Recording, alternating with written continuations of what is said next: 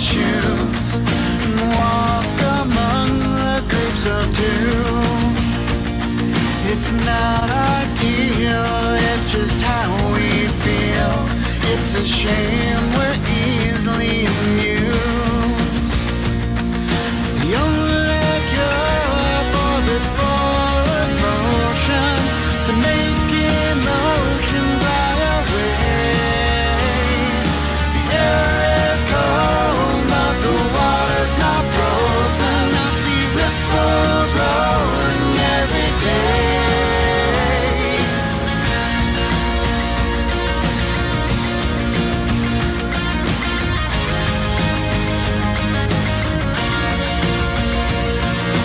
Cast a stone and hit a hardcore view. Catchphrase of the day is that it's true. There's no coffee talk and only one way to please. It's a shame what you do moves me. The only cure for this forward motion is to make emotion fly away. The air is cold, but the water's not frozen. I see ripples rolling every day. Yeah, I'm not looking for a windswept view. Our change has changed. Nothing's new. Right on new song. That knows.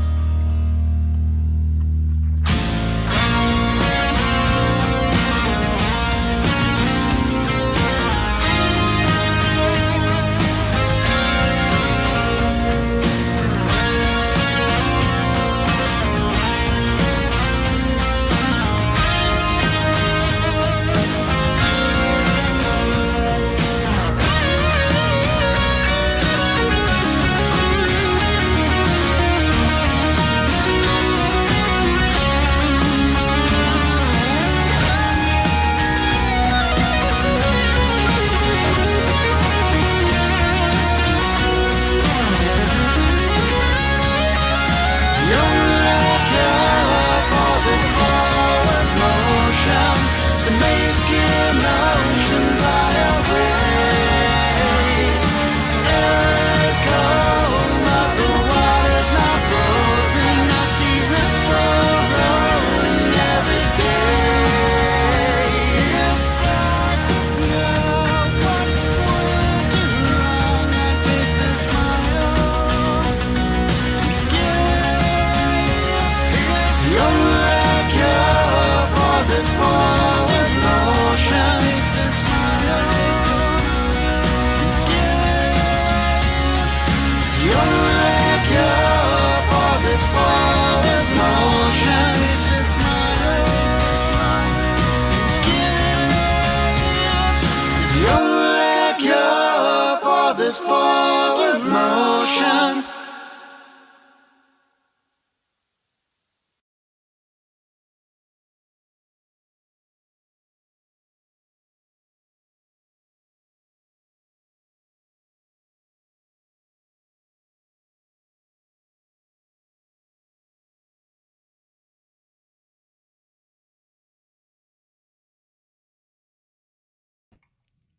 Hello, everyone, and welcome to Rebellious Unknown. My name is Lynn Hurley, and I am here with you to critique, criticize, and fact-check our nation's politicians in real time. We love to watch a feisty congressional hearing around here. We like to think of it as political theater. So sit back, grab yourself a drink and a snack, and it's going to be a long one today. Not as long as some, but it's pretty good length. And if you're watching live, join us in the chat as we watch our nation's finest in action. And if you like talking all things politics, please consider subscribing and hit the notification bell so you always get notified anytime we have a new show coming up. And I also do members only shows. We had a fun one this morning. We talked about the whole Fani Willis, Nathan Wade sort of scandal that's going on, went over some filings, and also talked about Ron DeSantis dropping out of the presidential election and endorsing Trump and Trump's reaction. So it was a really great time. So if you want to join in on the conversation there, please also consider becoming a member. And today we are going to talk about we're going to watch the second impeachment hearing on Secretary Mayorkas. And this was on Thursday, January 18th. So this was last week. We were watching a different hearing at the time. So I wanted to play this for you guys because I think this is a really important one for us to watch. So I don't believe Mayorkas is going to be there. Looks like the witnesses listed are Tammy Nobles, Josephine Dunn, both of whom they list as private citizens. So we'll have to see how they are involved in all of this. And Deborah Pearlstein, Director, Program and Law and Public Policy.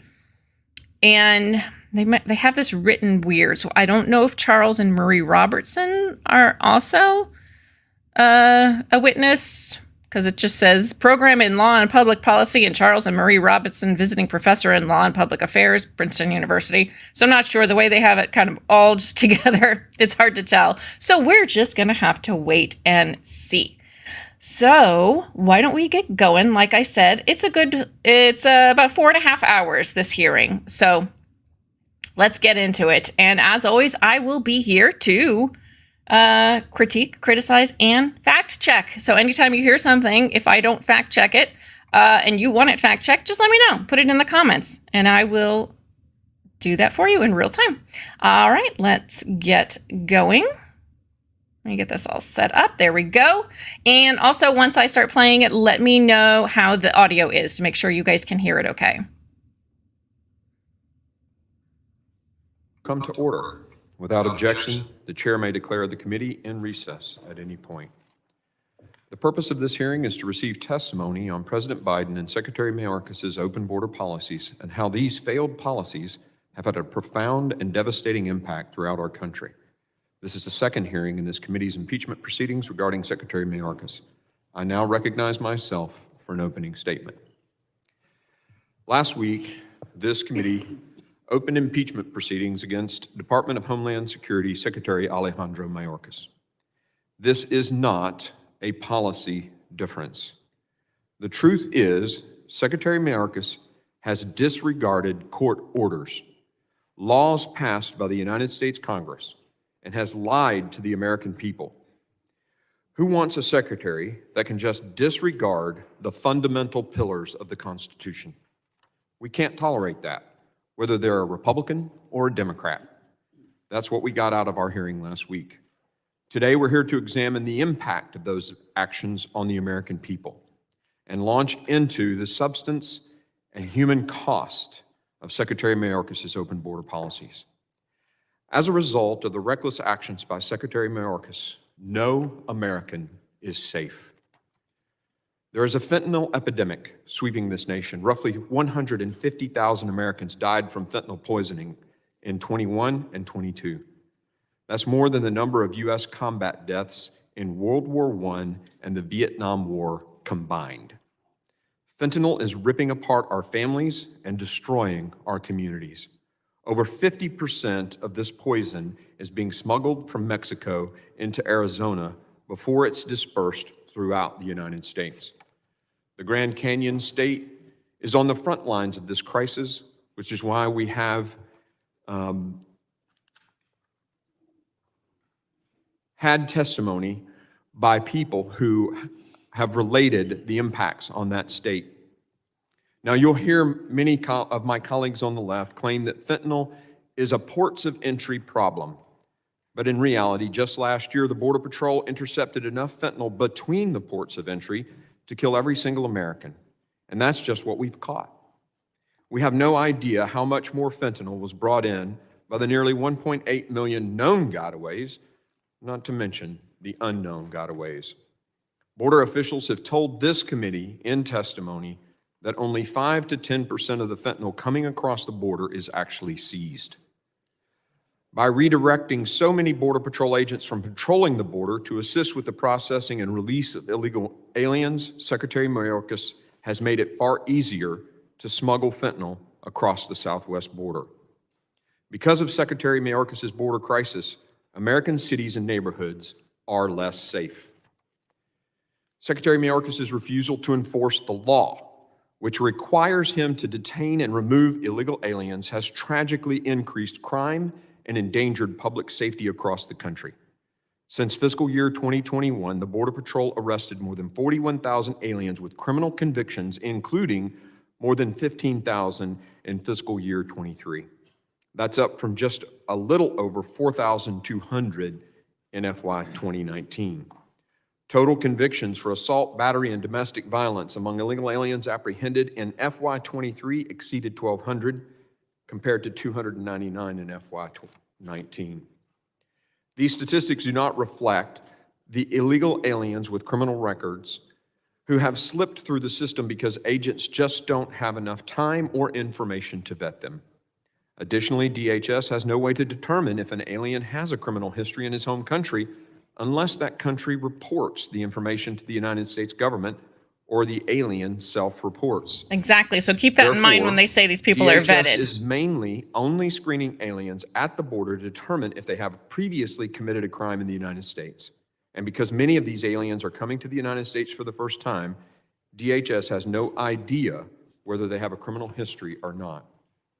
On top of rushing the vetting process, Secretary Mayorkas is hamstringing ICE, making it easier for illegal aliens who commit crimes in the United States to stay here. Despite his supposed pledge to focus on removing threats to public safety, ICE is arresting fewer illegal aliens than previous administrations. In FY 2019, out of more than 143 administrative arrests, 86% were of criminal aliens. In FY 20, during the COVID-19 pandemic, it was 90%. Last fiscal year, a mere 43%. The consequences of this influx of criminal aliens is simply devastating. Again, as a result, no American is safe. Illegal aliens arriving in major cities like New York and Chicago are committing assault, theft, and even more heinous crimes. In one case, Daniel Hernandez Martinez, who arrived in New York in June 2023, has since committed at least 14 crimes, leading to 6 arrests, including the day after he arrived in New York City. In one instance, he, quote, grabbed a stranger by the hair, dragged her across the floor, and kicked her, end quote.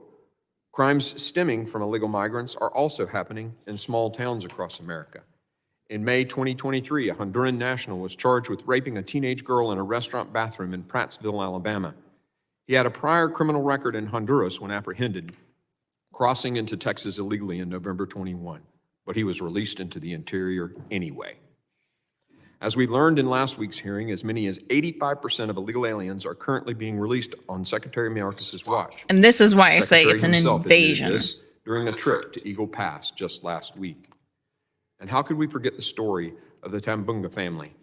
Alyssa Tambunga and her father and sister, who sat across from us in this very hearing room. Alyssa lost her little 7-year-old Amelia and her grandmother Maria in a car crash caused by a human smuggler. We will sadly hear similar stories today. These crimes were wholly preventable, yet Secretary Mayorkas' policies enabled these criminals to enter our country and destroy these families' lives. It's despicable. While many of my Democrat colleagues likely feel the same sympathy for you and your family that I do, I'd like to ask them to please turn that sympathy into action. It is hypocritical to come up here, offer your thoughts and prayers, and then leave, continuing to double down on the policies that allow criminals and fentanyl into our country. The people suffering from this border crisis don't need platitudes. They need an end to these illegal policies and to see the man responsible for implementing them held to account. And that's what Republicans are doing here today. Migrants are also suffering as a result of Secretary Mayorkas' actions. On Secretary Mayorkas' watch, a record number of migrants have been found dead on U.S. soil. Since the start of FY 2022, CBP no longer even publicly reports the number, but Dr. Corrine Stern, the medical examiner in Webb County, Texas, said in August 22, and I quote, I'm seeing an extreme increase in the number of border crossing deaths compared to other years. This is my busiest year in my career ever, end quote. Many of those who survived the journey have horror stories as well. Sadly, numerous migrants suffer sexual abuse and assault along the way. Then, San Diego Sector Chief Patrol Agent Aaron Heitke told our committee in May, and I quote, "It's very common that female migrants are raped during the process. Most of them believe it's just part of the payment as they go up," end quote. This hearing is about the human cost of Secretary Mayorkas' egregious misconduct and failure to fulfill his oath of office.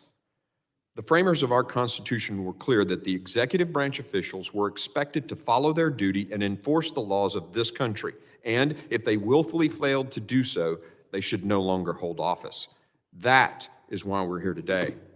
I look forward to hearing from our witnesses and letting them tell their stories about how this crisis has impacted them. Unfortunately, one of our witnesses, Sheriff Daniels, was not able to make it at the last minute, but we look forward to hearing from him at a future hearing or on a future border trip. With his permission, I would ask unanimous consent to submit his testimony for the record. Without objection, so ordered. Lastly, I'd like to point out that I have invited Secretary Mayorkas on multiple occasions to testify on the border crisis, including this hearing today. I'm disappointed that he has chosen not to testify.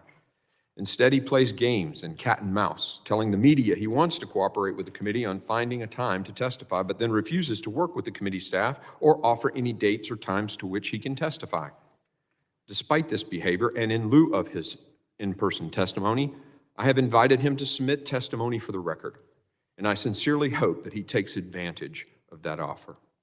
Well, that's, I guess, why we haven't seen him yet. For my letters inviting Secretary Mayorkas for testimony dated August 16, September 14, January 5, and January 7th to be entered into the record. Without objection, so ordered. I now recognize the ranking member, the gentleman from Mississippi, Mr. Thompson, for his opening statement. Thank you very much, Mr. Chairman. Good morning.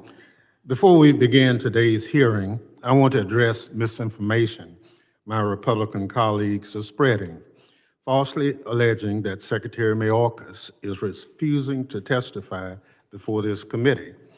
Let me set the record straight. Secretary Mayorkas has testified before Congress more than any other cabinet secretary. He's appeared before this committee twice in the last year, including just 2 months ago when he testified for several hours about border security. His willingness to work with the committee has been a welcome change from the Trump administration, whose officials consistently refused to comply with congressional oversight. They ignored virtually every oversight letter and even defied a subpoena for their so-called acting secretary to appear before the committee.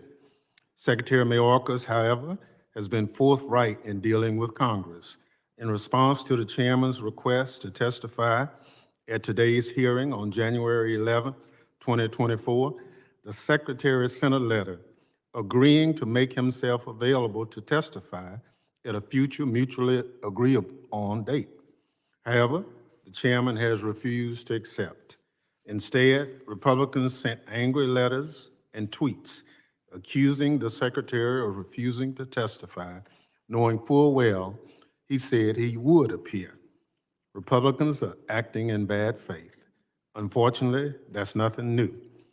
Months ago, Chairman Green promised donors at a campaign event that he'd bring an impeachment case against Secretary of Homeland Security Alejandro Mayorkas.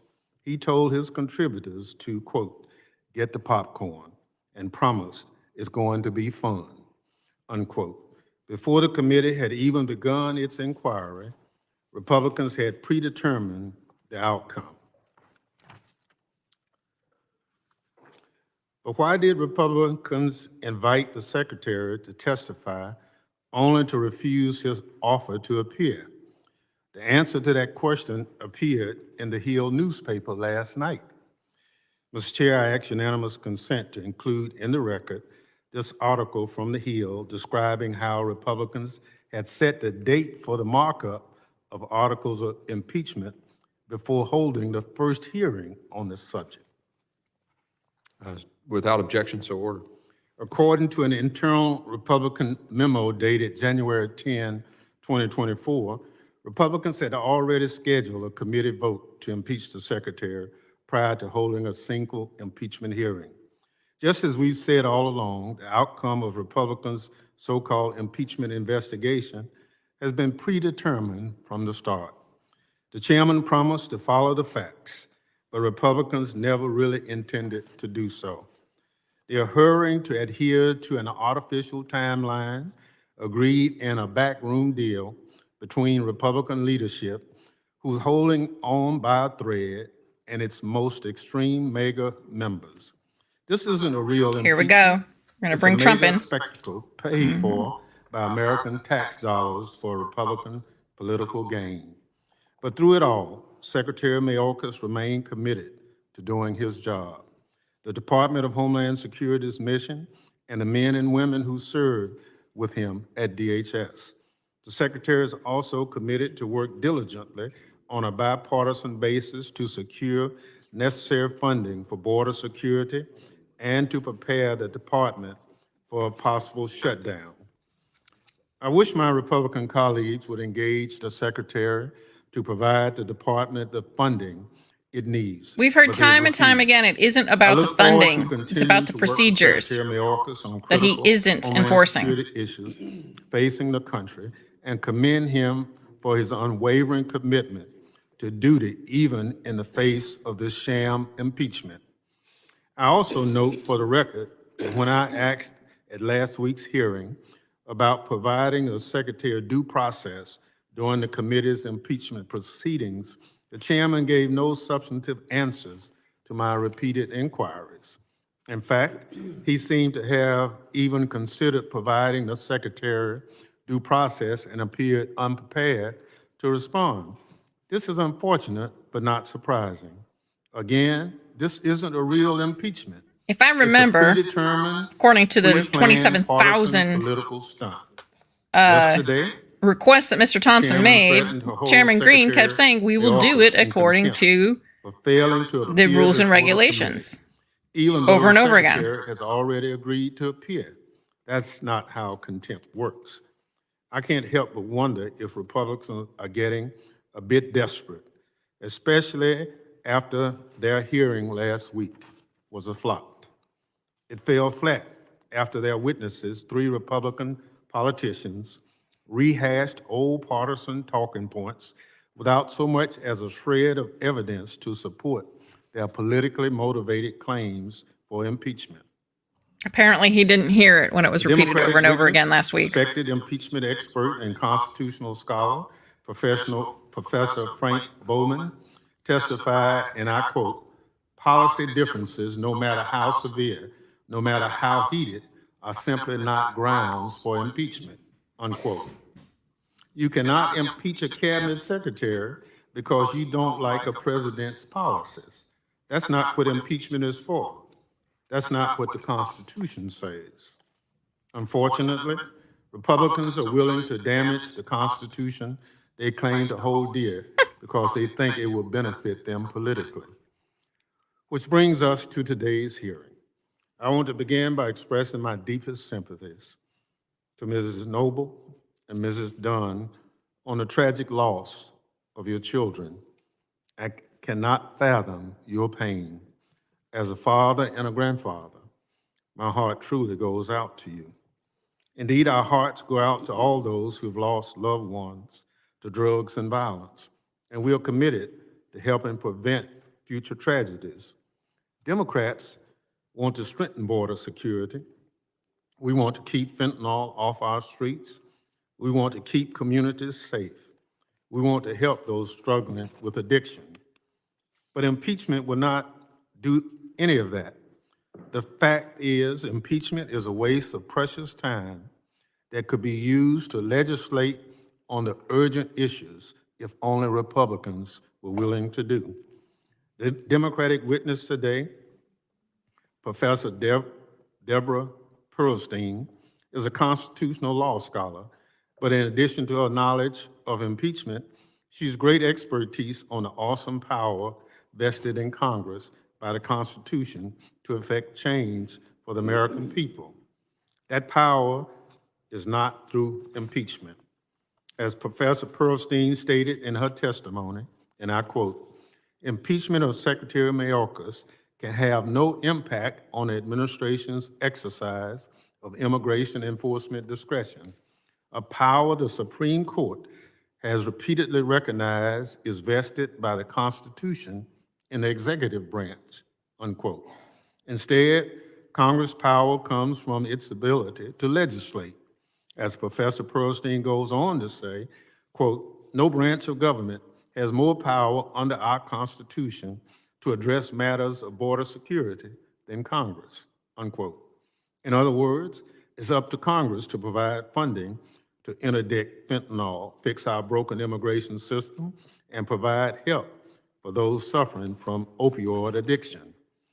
That's our role in this, to use the power provided under the Constitution to legislate on important issues to help people who need it most, and not some baseless, senseless impeachment. I look forward to hearing from Professor Pearlstein about Congress's power to make meaningful progress on these and other issues. Mr. Chairman, I made this plea to you last week. It fell on deaf ears, but I'll try again. Let's drop this baseless impeachment and get back to doing the real work of securing the homeland and helping people across this great country. Before I yield back, Mr. Chairman, I have a parliamentary inquiry. I'd like to give you another chance at this one. God, hopefully it's not the same stupid question. Mr. Chairman, during our hearing last week, you said, quote, "The committee will follow the rules of the House," end quote. With regard to Secretary Mayorkas' due process, what provisions of House Rule 11 grants the Secretary representation before this committee?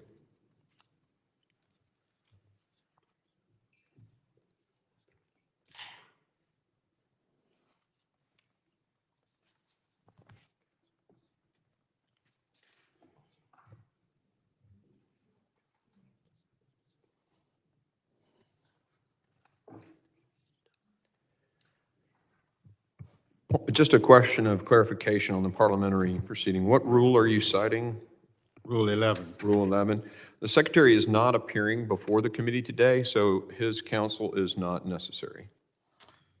Mr. Chairman, we all know that Secretary Mayorkas has been willing to appear before this committee. He's not running from anything. He's been to the Capitol Hill 27 times since he was sworn in. My question is about due process, and there's nothing in the standing House rules that protects the Secretary's rights. So, Mr. Chairman, pursuant to Clause 2J1 of Rule 11, I'm furnishing you with a demand for a Minority Day hearing on this subject, signed by all the Democratic members of this committee.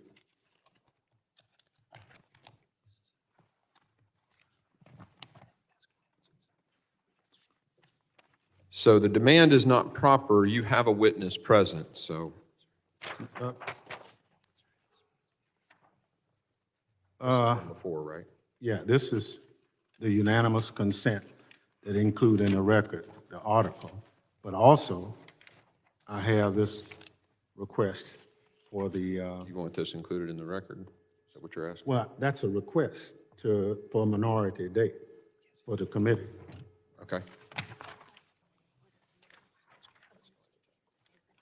So as I understand the rules, the request is only in order when you don't have a witness present, and today you have a witness present, so this is not in order. Mr. Chairman, may I make a parliamentary inquiry on that? Yeah. Is this an impeachment inquiry? You want to read the request? Yeah, this is actually a hearing, not an inquiry. Is this part of an impeachment investigation? This is an impeachment hearing. Okay. Under impeachment precedent, separate and apart from this particular hearing, the minority is allowed to have a hearing of its own choice and its own witnesses.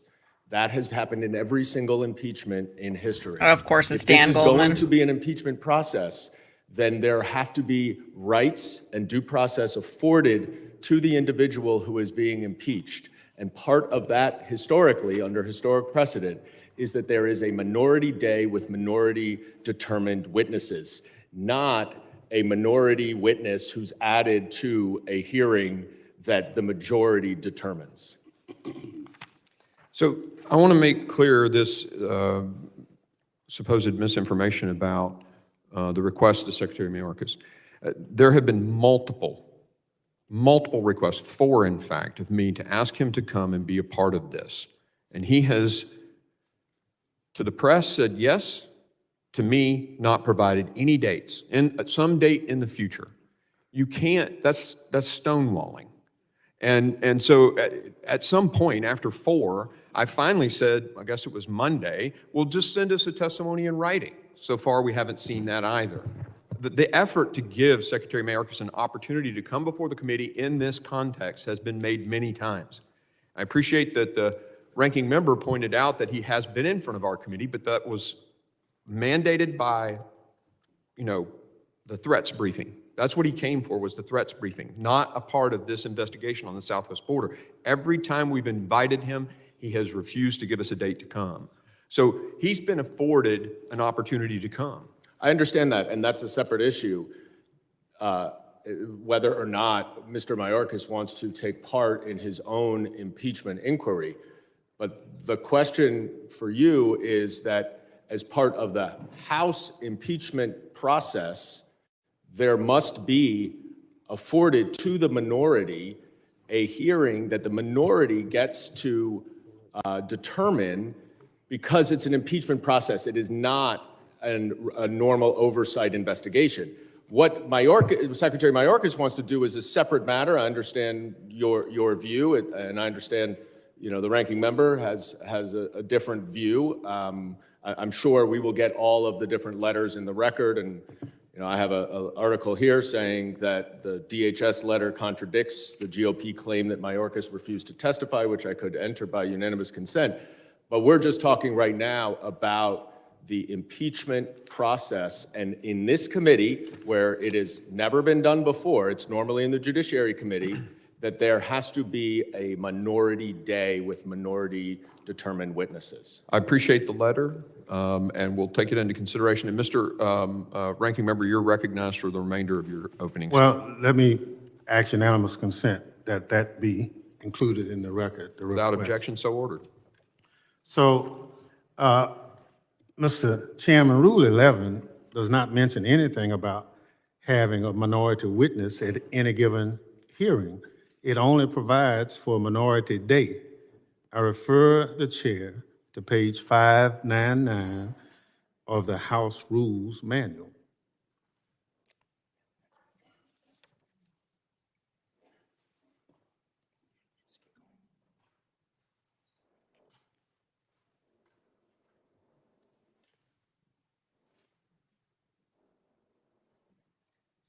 Right. Were you asking a question, Mr. Ranking Member? Yes, I mean, we didn't ask about a witness, we asked for a date. Yes, I saw the letter. We've entered it into the record, and we want to continue with this hearing. We'll address that later. No? Well, Mr. Chairman, this committee cannot proceed to any markup. I know you have long plans. That's exactly what they're doing. Committed to the speaker and to a member of this committee behind closed doors without a full hearing of the merits of impeachment. But a minority day on an impeachment is allowed by the rules. Thank you. And so we're just trying to. No, I appreciate you mentioning. Do you plan to honor that? We're going to take it into consideration, and I'll meet with you later to talk about it. Well, I mean, do you have any other comments for your opening remarks? It's a simple request. It's in the rules, and we just want the rules to be followed. Well, they just need to review the rules and verify that. I'm not going to just take your word for it. There's an interpretation disagreement on this. Our parliamentarian says that you're entitled to witnesses and not a specific hearing. We'll take a look at it after this, and you and I can talk about it then. Mr. Ranking Member, will you yield for a question? I just want to make sure, because I don't think it was entered into the record before.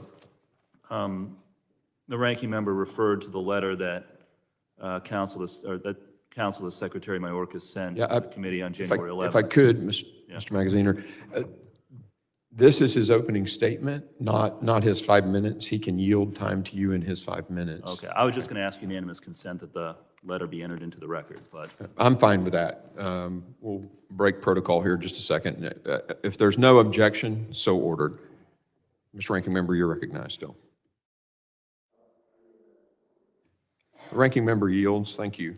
Other members of the committee are reminded that opening statements may be submitted for the record. I'm pleased to have a distinguished panel of witnesses before us today. I ask that our witnesses please rise and raise their right hand.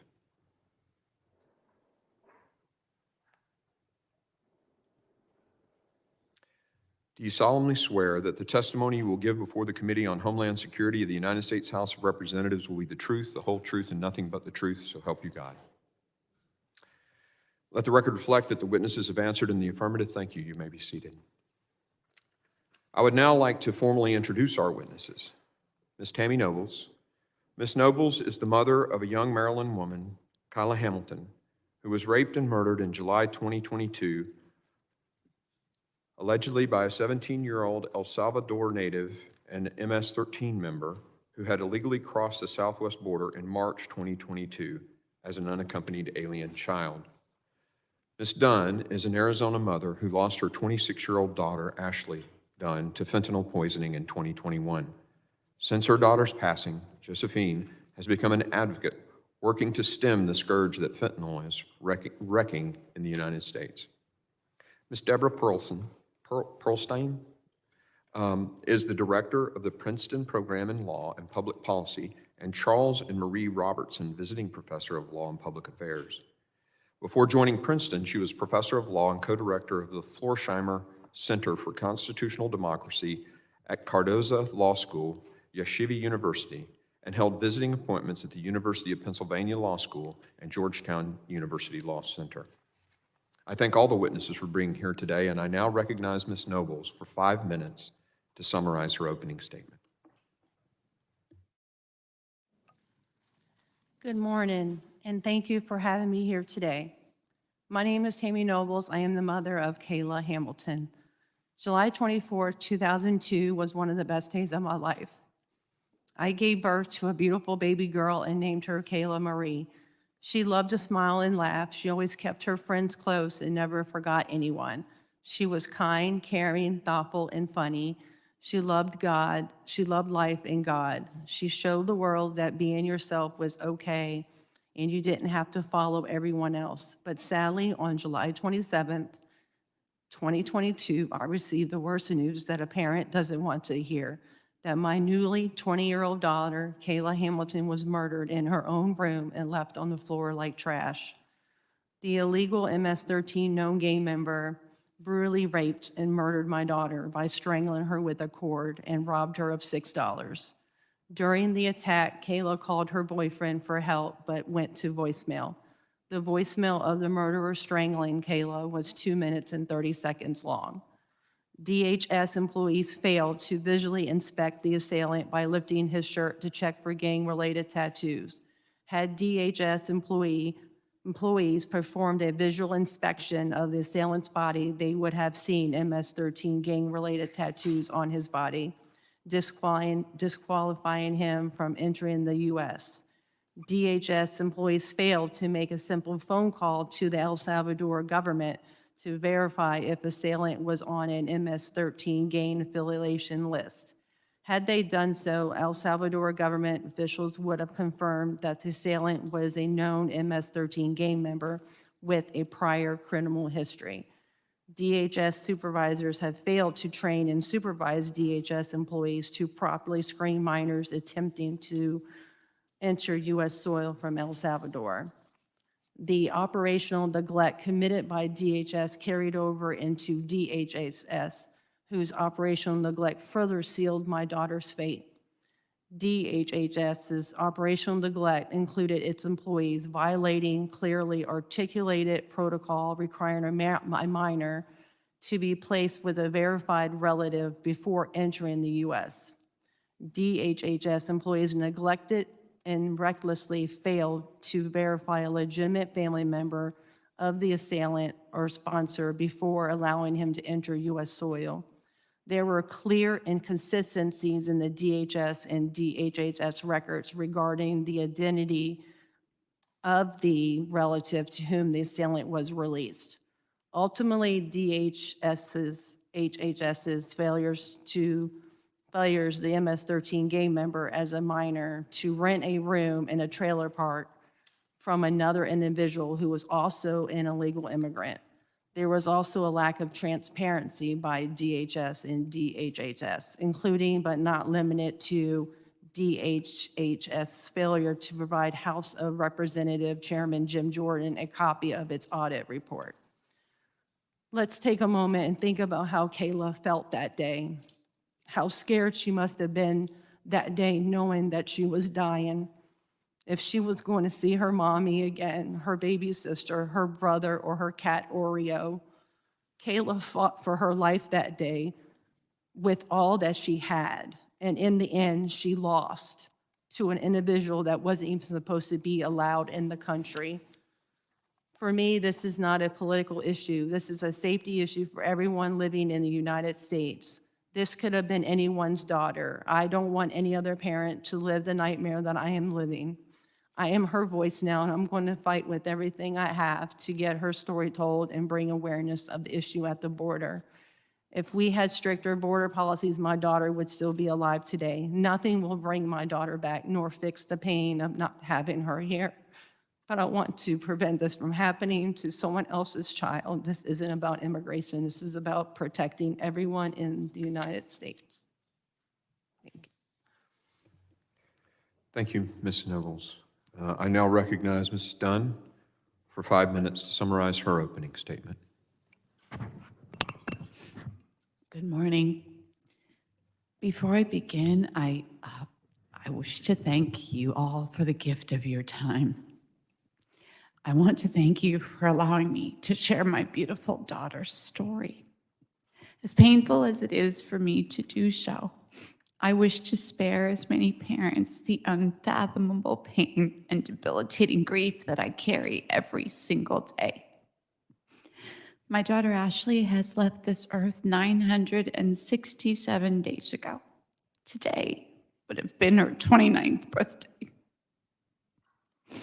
In the next 5 minutes, you will see many beautiful photos of Ashley on the screens. Photos are all that my family and I have left of her. That's not true. I guess we do have a small amount of ashes in an urn, and we do have our memories. In that same 5 minutes that I get to share her story after I traveled all the way from Arizona for Mr. Mayorkas not to appear here today, someone else's loved one in the United States will die in this same 5 minutes that I get to speak because of fentanyl. Over the next 24 hours, 190 loved ones in this country will die from fentanyl. 50% of that fentanyl is coming through my state with an open border. The beautiful state of Arizona today will lose 5 people to fentanyl. 5. You see, Arizona recognizes that fentanyl is a weapon of mass destruction. While you see her beautiful smile and almond-shaped eyes scroll across those screens, more often than not, I remember her differently. Every time I close my eyes, I see all of the tubes. When it's quiet, I hear all of the machines that were keeping her alive. You see, my husband and I had to sit for 86 hours in the ICU while we were begging God, because yes, we're Christians and we're conservative, we're from Arizona. We were begging God, we were pleading God, bargaining that she would just breathe. Over the last 32 months, Ashley did not celebrate her son's 5th, 6th, or 7th birthday. She did not watch her baby graduate from kindergarten. She did not celebrate Christmas or Thanksgiving, nor did we as a family. I'm sure you guys did. So she celebrated the last of her birthdays when she was 26. She will forever be 26.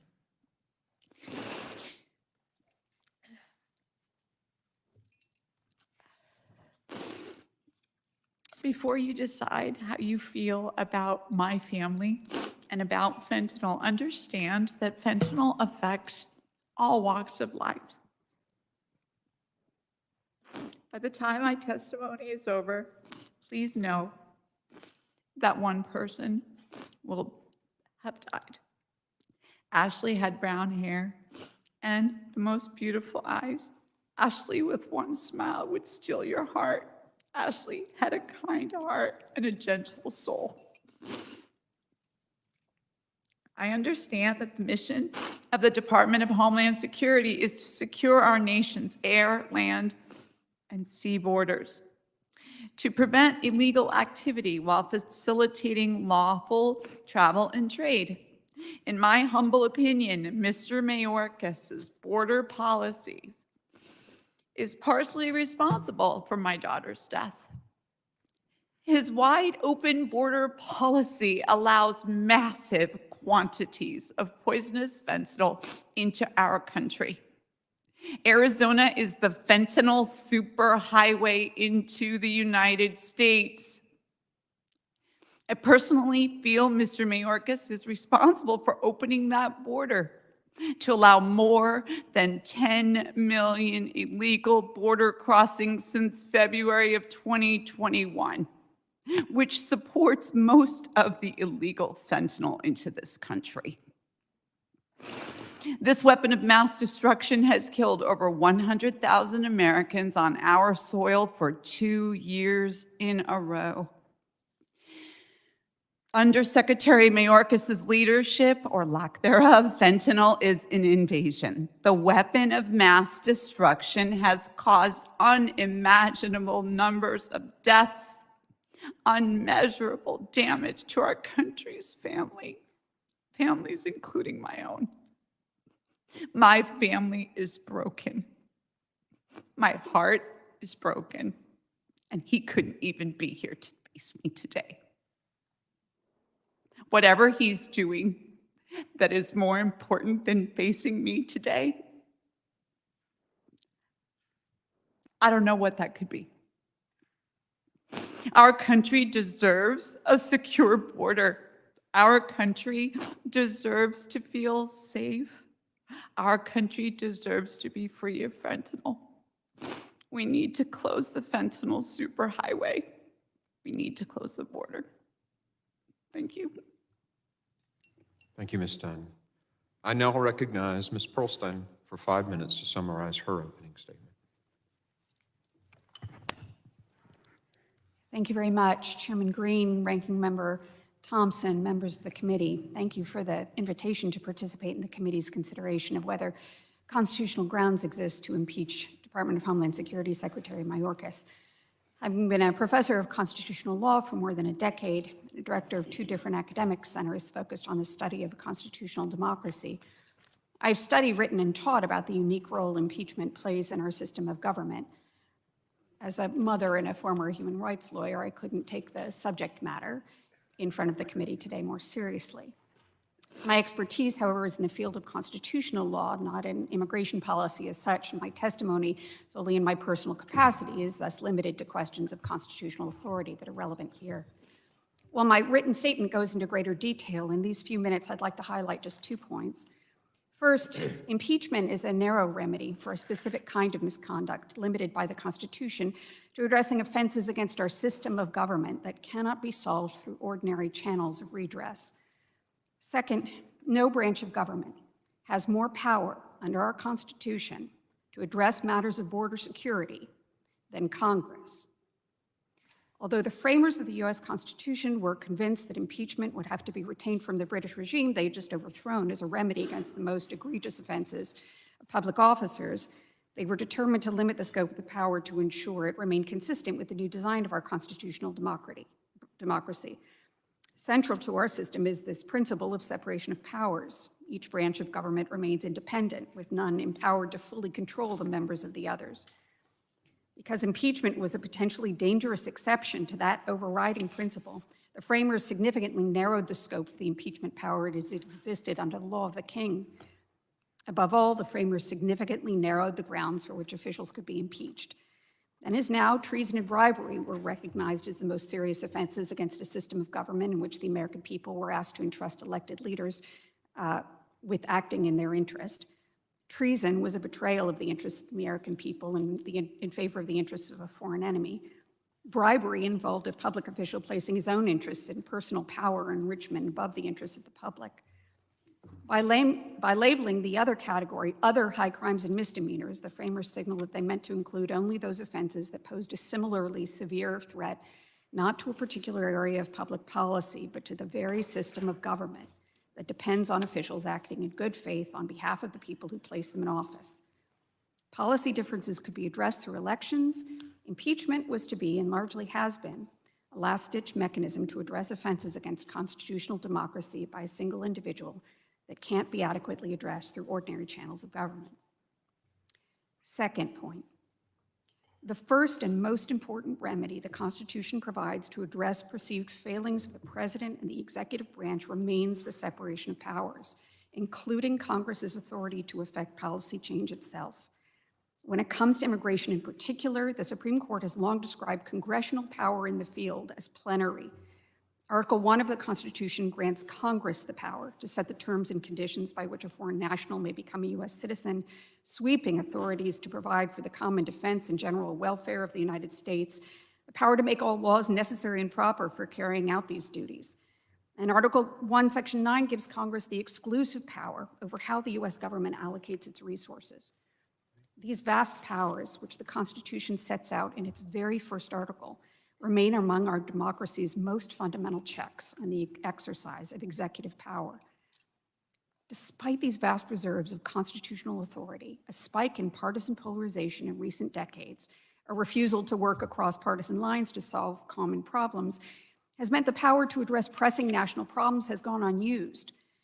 Nowhere has this effect been more apparent than in Congress's failure to develop national policy on immigration.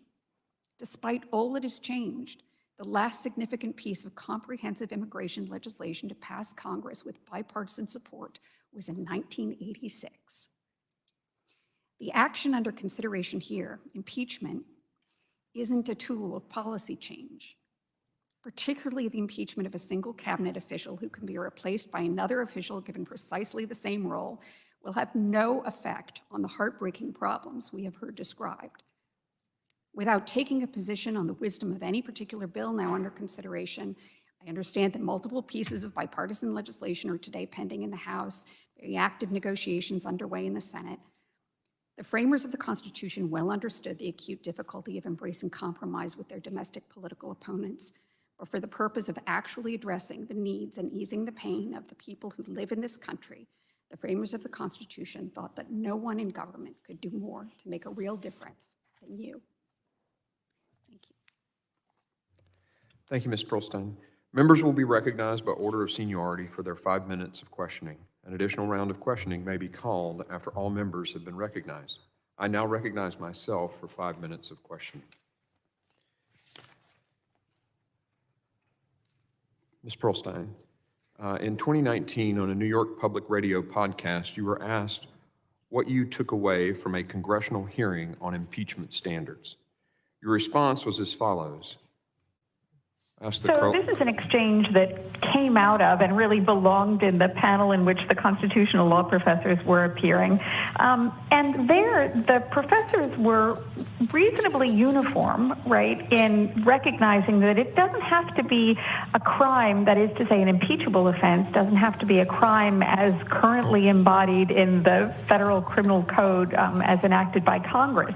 The existing criminal laws didn't exist when the framers wrote the Constitution, and indeed, crimes as such weren't what the framers had in mind when they put impeachment into the Constitution.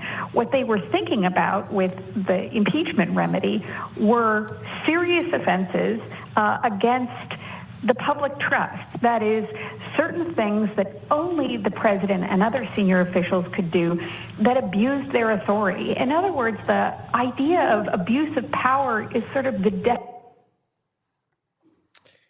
Do you still stand by those words?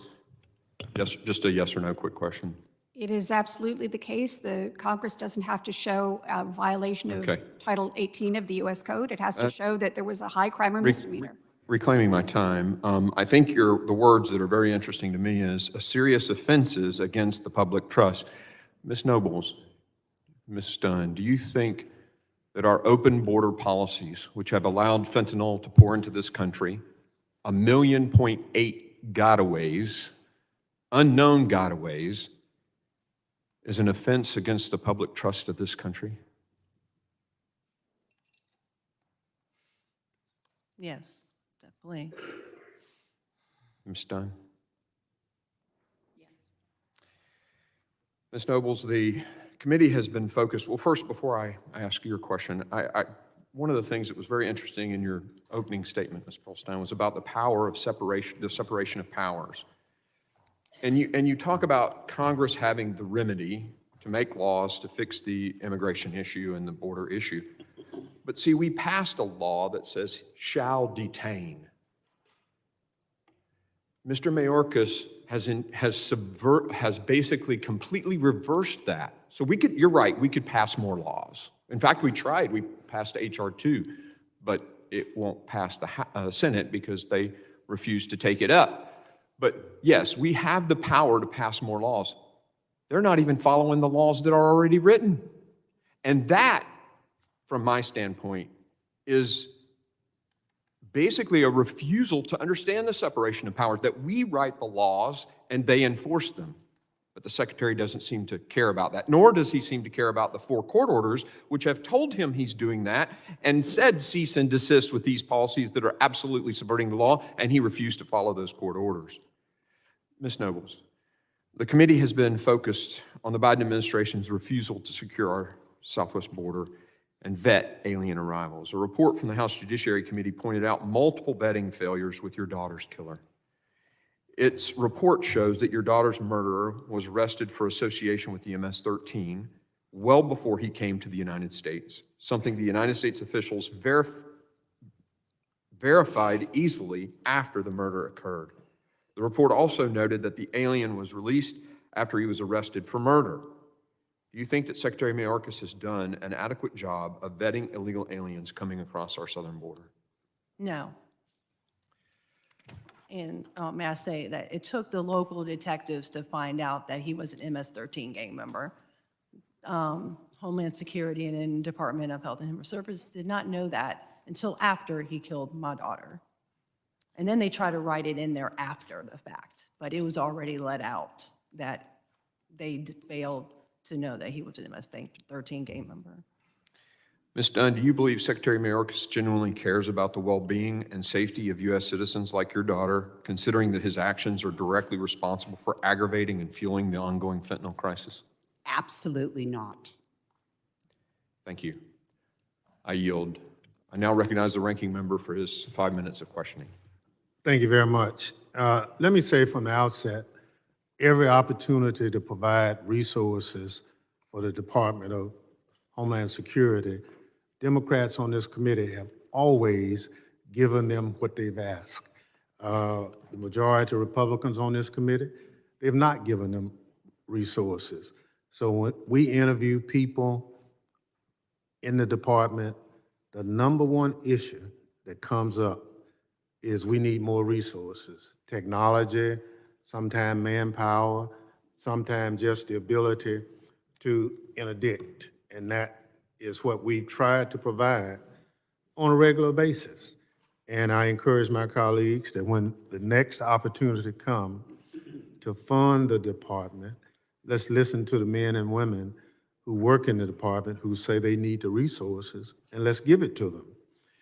They need the ability You to joined enforce 2 the dozen laws, of the country's which they don't most have right knowledgeable now. constitutional lawyers on a bipartisan letter to Speaker Johnson and Chairman Green explaining that the Republican case against Secretary Mayorkas is unjustified as a matter of constitutional law. Can you explain in simple terms why you and your colleagues concluded that impeaching the Secretary is unjustified under the Constitution? Thank you, Mr. Ranking Member. Yes. The term high crimes and misdemeanors, which is what's at issue here, is a limited term of art. It includes only those offenses against the system of government, not ordinary crimes, offenses against the structure of government comparable to treason and bribery, offenses that interfere in the way the government works. You mean like not listening to the laws that Congress has set forth, even under court order? Still ignoring them? Profound complaints about the policies that the current secretary has pursued. They're policies that the secretary has pursued under the current president of the United States, who appointed the secretary and was elected to pursue those policies. Policy differences, and I agree with my colleague at the last hearing, no matter how profound, are exactly not what impeachment was meant to be for. The framers were very worried that impeachment would become something like a tool of the parliamentary system, so that Congress could, in essence, hold the president and the president's administration on a leash. The framers wanted each branch to remain independent, to make their own policy judgments, so that their ambition could counteract ambition, and they would fight each other on democratic terms over what the right answer was. Thank you very much. I also want to talk to you about how Republicans and Democrats on this committee can work together to strengthen border security and address the opioid crisis. Democrats agree about the need for action to help families like those on our panel today and prevent further tragedies. Professor, in your testimony, you say, and I quote, "The first and most important remedy the Constitution provides to address perceived failings of the president and executive branch remains the separation of powers, including Congress's constitutional authority to effect policy change itself." In other words, if the Congress doesn't like what an administration is doing, the Constitution gives its power to pass laws to direct a different course of action. There are laws that Can you are passed. explain They aren't abiding by power them. Congress has under the Constitution to expect change? Thank you. Congress has the most power of any branch in the government to effect change. It has, under Article 1, the exclusive power to spend any money and allocate resources on behalf of the United States. It also has the other powers that I listed in my opening remarks. And critically, while it does have the power to pass laws, sweeping laws, and it is also subject to the rule of the Supreme Court, which has Is she saying that Congress has more power than the president? The arguments that were noted by the chairman moments ago, that in fact there was a violation of law here. Those laws remain on the books, and Congress can do additional things, principally through funding, but not exclusively, to make them even stronger. Thank you. I yield back. The gentleman yields. I now recognize the chairman of the Committee on Foreign Affairs, House Committee on Foreign Affairs, the gentleman from Texas, Mr. McCall. Thank you, 5 Mr. Chairman. minutes. Thank you, Mr. Chairman. Thanks for holding this powerful hearing. I was a federal prosecutor. I was Deputy Attorney General for the state of Texas for criminal justice. I worked with the victims of crime. That's what we do. And we talk a lot about facts and figures about the border, statistics, but your stories are the most powerful because they're real life stories about the impact of this man's violation of the public trust. And I agree with your podcast that it doesn't have to be a federal statute because they didn't have a lot of federal statutes when the founding fathers were at the Constitutional Convention. In fact, the Supreme Court recently held that impeachment is a tool Congress can use to hold this secretary accountable. It's the legal justification. I believe he's violated his oath. He's violated the public trust. He's violated your daughters. I intend to personally uphold my oath to my country that I took in office. It's been a dereliction of duty of the grossest proportions I've seen in my 25 years of dealing with this border. Ms. Dunn, I couldn't agree with you. Fentanyl is a weapon of mass destruction. I passed a bill out of my committee defining it as such. It comes from China, and they make it in Mexico, and they kill our children here, 200,000, more than Vietnam, World War II. My children have been to 6 funerals now. I've seen it personally, the destruction it does every 5 minutes. It is a fentanyl superhighway, and this border policy is personally responsible for it. He took an oath to defend and protect the Constitution and the American people, air, land, and sea from enemies, foreign and domestic. Ms. Dunn, do you believe he violated that oath?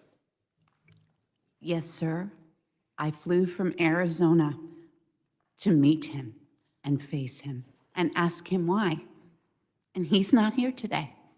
I did not know that until after I landed yesterday. And he doesn't have the decency No, to even show up that is correct. and talk to you personally. Today is my daughter's birthday. I would have much rather been home with my poor husband grieving her. I didn't need to be here today. So whatever he's doing, I hope it's more important than that. Let me say I'm sorry, Thank you. because apparently the secretary doesn't care to show up and say that to you.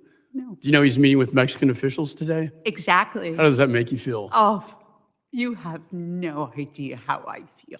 I'll be meeting with Mexican officials later next week, and I'm going to have a different story for them. I'm going to have your story that I will take to them. Ms. Nobles, God, you know, these gangbangers come in and they join trafficking organizations. They're being sent to families that don't exist because it's a trafficking organization in the United States. This one man who deserves impeachment has created a criminal enterprise in the United States of America. 8 million encounters. What are we going to do with all these millions of people with no legal status who can't get a real job? So what do? It's drugs, gangbanging, murder. I've seen it in my career, and they're the worst. And it sickens me what happened to your daughter, and you must relive it in your head every single day, what she went through, what your poor daughter had to experience that day. Do you hold Mr. Mayorkas personally accountable for the death of your daughter? Yes, I do. I do too. And that's why he needs to be impeached. Do you hold him personally accountable for what he did? Do you hold him personally accountable for the policies he established, needs to be charged with which treason. violated the public trust and ended up in the death of your daughter? Yes. And yet he doesn't have the decency or the guts to show up to you today and say, I'm sorry. Did he? No, he did not. I mean, she was killed 3 days after her 20th birthday. She spent 3 days being 20. And I sent her a message on her birthday on July 24th that I was proud of the woman that she was becoming and that I love her. And I didn't know that would be my last message to telling her that I love her. She even bought herself. So I horrible. gave her the money to buy her a JoJo Suya cake because that is who she loved. And she had autism and she loved JoJo. And her life was brutally taken and she had no idea what to expect that day when she went to bed after getting off the night shift of work and went to sleep in her own bed and had no idea what was going to happen on July 27th. Let me just close by saying I have a daughter that is your daughter's age. She has a cat named Snickers. I know your daughter had a cat named Oreo. This is the personal side of this chaos created by this man. This is a personal life story of the cause and effect that has happened because of these failed policies on the border. It's destruction and it's death, and it has to stop. With that, I yield The back. gentleman yields. I now recognize the gentlelady from Texas, Ms. Jackson Lee, for her 5 Agreed, minutes of Snoopy. questioning. As a mother, I would like to begin by offering my sincere condolences to Ms. Dunn and Ms. Nobles for the devastating losses that they and their families have experienced. No amount of sympathy and thank yous can compensate for the loss.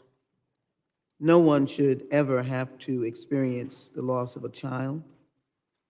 So please know that we are committed to making our community safer and combating the heinousness of drug trafficking and other violence that comes for those that should not be in this country and should not take advantage Well, then maybe you of the close the innocent border. people who There's are a thought. here, which includes your children.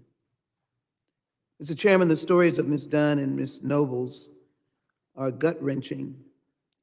They are clearly, for any of us, we cannot stand in their shoes, no matter how much we try to empathize. Oh, yeah, you're right. The Try to seem like we are standing in their shoes, try to use Cuban hearing. language Mm-hmm.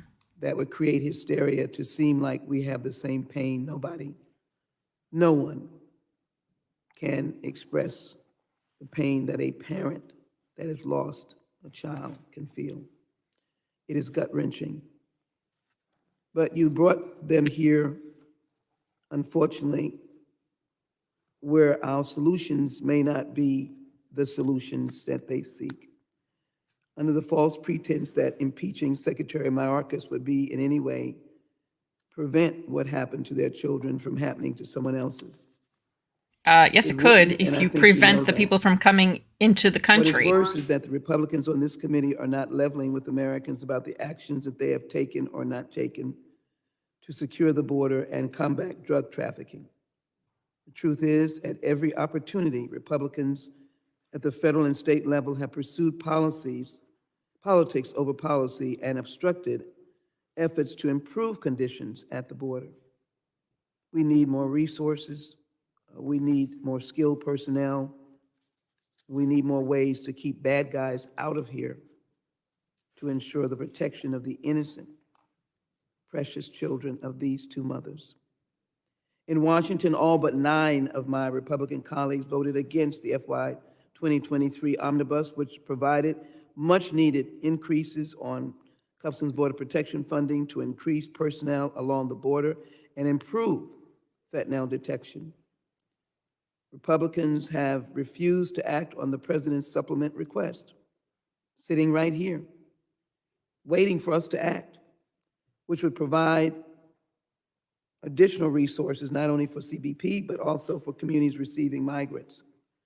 And instead of considering policies to improve security along the border or prevent drug trafficking and treat fentanyl addiction, we're willing or sitting here today at a futile impeachment proceeding. We need to give hope to these parents.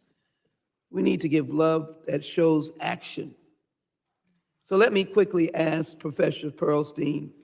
Republicans have argued that the secretary should be impeached for failing to secure the border, yet most of them have voted against funding for border security that the administration requested. Again, it's not If about funding. Republicans That's what the really wanted Democrats like to secure fall the back border, onto. Is it more effective to provide the funding that the administration has requested or to impeach the secretary? Let me add this question as well, if you can incorporate both of these. As I noted, the governor of Texas has blocked Border Patrol from entering areas along the U.S.-Mexico border. If Republicans really wanted Border Patrol to improve enforcement along the southwest border, does it make sense to exclude Border Patrol from areas surrounding the border? In fact, we lost a mother and 2 children just recently. Do you believe a state can do that under the Constitution? Thank you, Doctor. This question is for you. Thank you, Representative Jackson Lee. I can't speak to policy effectiveness. It is certainly within Congress's power today, and the Republican side as well as the Democratic side, to vote appropriations that would actually support programs for fentanyl addiction and programs that would support families who've lost loved ones to any of these. I can't speak to the details of what's happening on the border today, but the general rule of the Constitution is federal law under the Constitution is the supreme law of the land. State efforts to interfere with federal efforts to enforce border laws are unconstitutional. But what if they aren't enforcing the laws at all? Let me The just federal quickly say, Mr. Chairman, laws. this impeachment proceeding is not going where we want it to go. We want to help these parents. We want to cry out for them, but we want to give them solutions. We want to focus on a border security mission with the resources that Congress has afforded the department and within the confines of the law. My Republican colleagues would rather deprive DHS of the reasonableness and resources it needs to carry out its border security mission so that it can attack the Secretary, who himself I've seen show great remorse for the losses of individuals. Impeaching him, is that the answer to saving our children? I would hope that we would come together, stand together, to be outraged over the loss of anyone's precious, precious child, and stand united as the American people to fight against this dastardly act of drugs and viciousness at the border and make our borders safe for Americans and as well as those who come to this country for the right reasons. All of them are our neighbors who live in the southern part of the United States. They are our neighbors, and we should try to find a way, but we should not ignore the pain of these parents. We can do both, and we do not have to make a mockery of impeachment.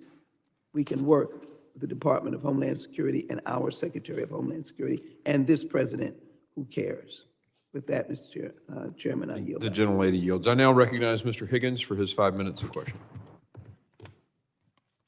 Thank you, Mr. Chairman. Mr. Chairman, our southern border, under the control of Secretary Mayorkas, is 1,954 miles of failure. 10 million illegal crossings in 3 years. The disintegration of American sovereignty. Total loss of American law and order. Exponential enhancement of cartel human trafficking operations and cartel narcotics trafficking.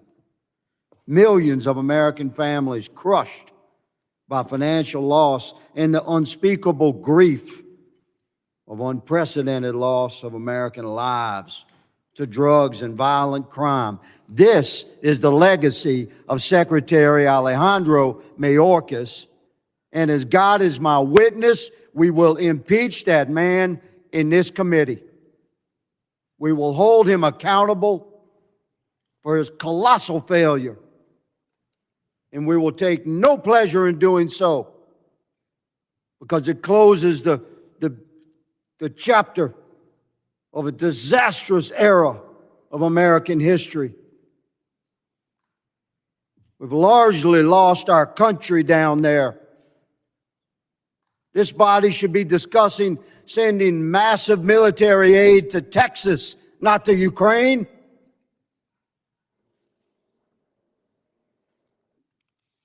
Ms. Nobles, Ms. Dunn, I lost a daughter long ago. It's a club nobody wants to join. And I listened. It was difficult to listen to your testimony, and I read your submitted testimony. And the message that I received is that your daughters are perfected, and they are very, very proud of you both. I promise you, we will hold Secretary Mayorkas accountable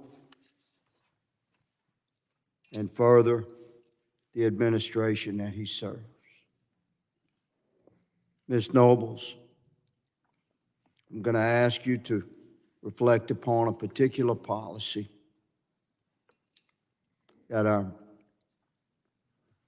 the Biden administration and Secretary Mayorkas pursues. The Department of Homeland Security and the Department of Health and Human Services have systems in place to quote unquote ensure that unaccompanied alien children from non-contiguous countries are transferred from Customs and Border Protection to the Office of Refugee Resettlement, ORR. But the House Judiciary report regarding your daughter's murder notes that the Office of Refugee Resettlement, ORR, had lost track of more than 85,000 children and placed fewer than 15,000 follow-up calls, not personal visits, after discharging an additional 32,000 children. Now, at no point did anyone under Secretary Mayorkas' command flag the violent criminal that murdered your daughter. No. Had a criminal gang history, along with multiple MS-13 tattoos.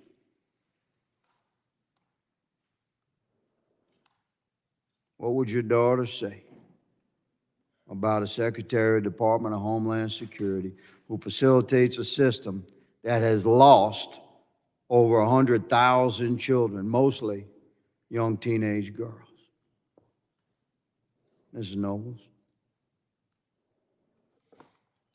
Sorry, what was your question? What would your daughter say about over 100,000 lost teenage children of God? A system run like that. She would be very, I'm sure she'd be very upset. Her heart would break for those children, would they not? Yes. Americans just like her require action. And that's what this committee will deliver. Mr. Chairman, my time has expired. Gentleman's time has expired. The gentleman from California, Mr. Correa, is recognized for 5 minutes. Thank you, Mr. Chairman. And first of all, let me thank our witnesses for being here today. Ms. Dunn, Ms. Nobles. I'm also a father, like many of us here. Represent an area, a lot of hardworking Americans surviving day to day. My 4 kids were growing up. We invested a lot of time and effort. Little League basketball, keeping them away from that bad stuff. Remember, story, my fellow father, another father in Little League, his kid was a gifted athlete. He was going to be the next major league player.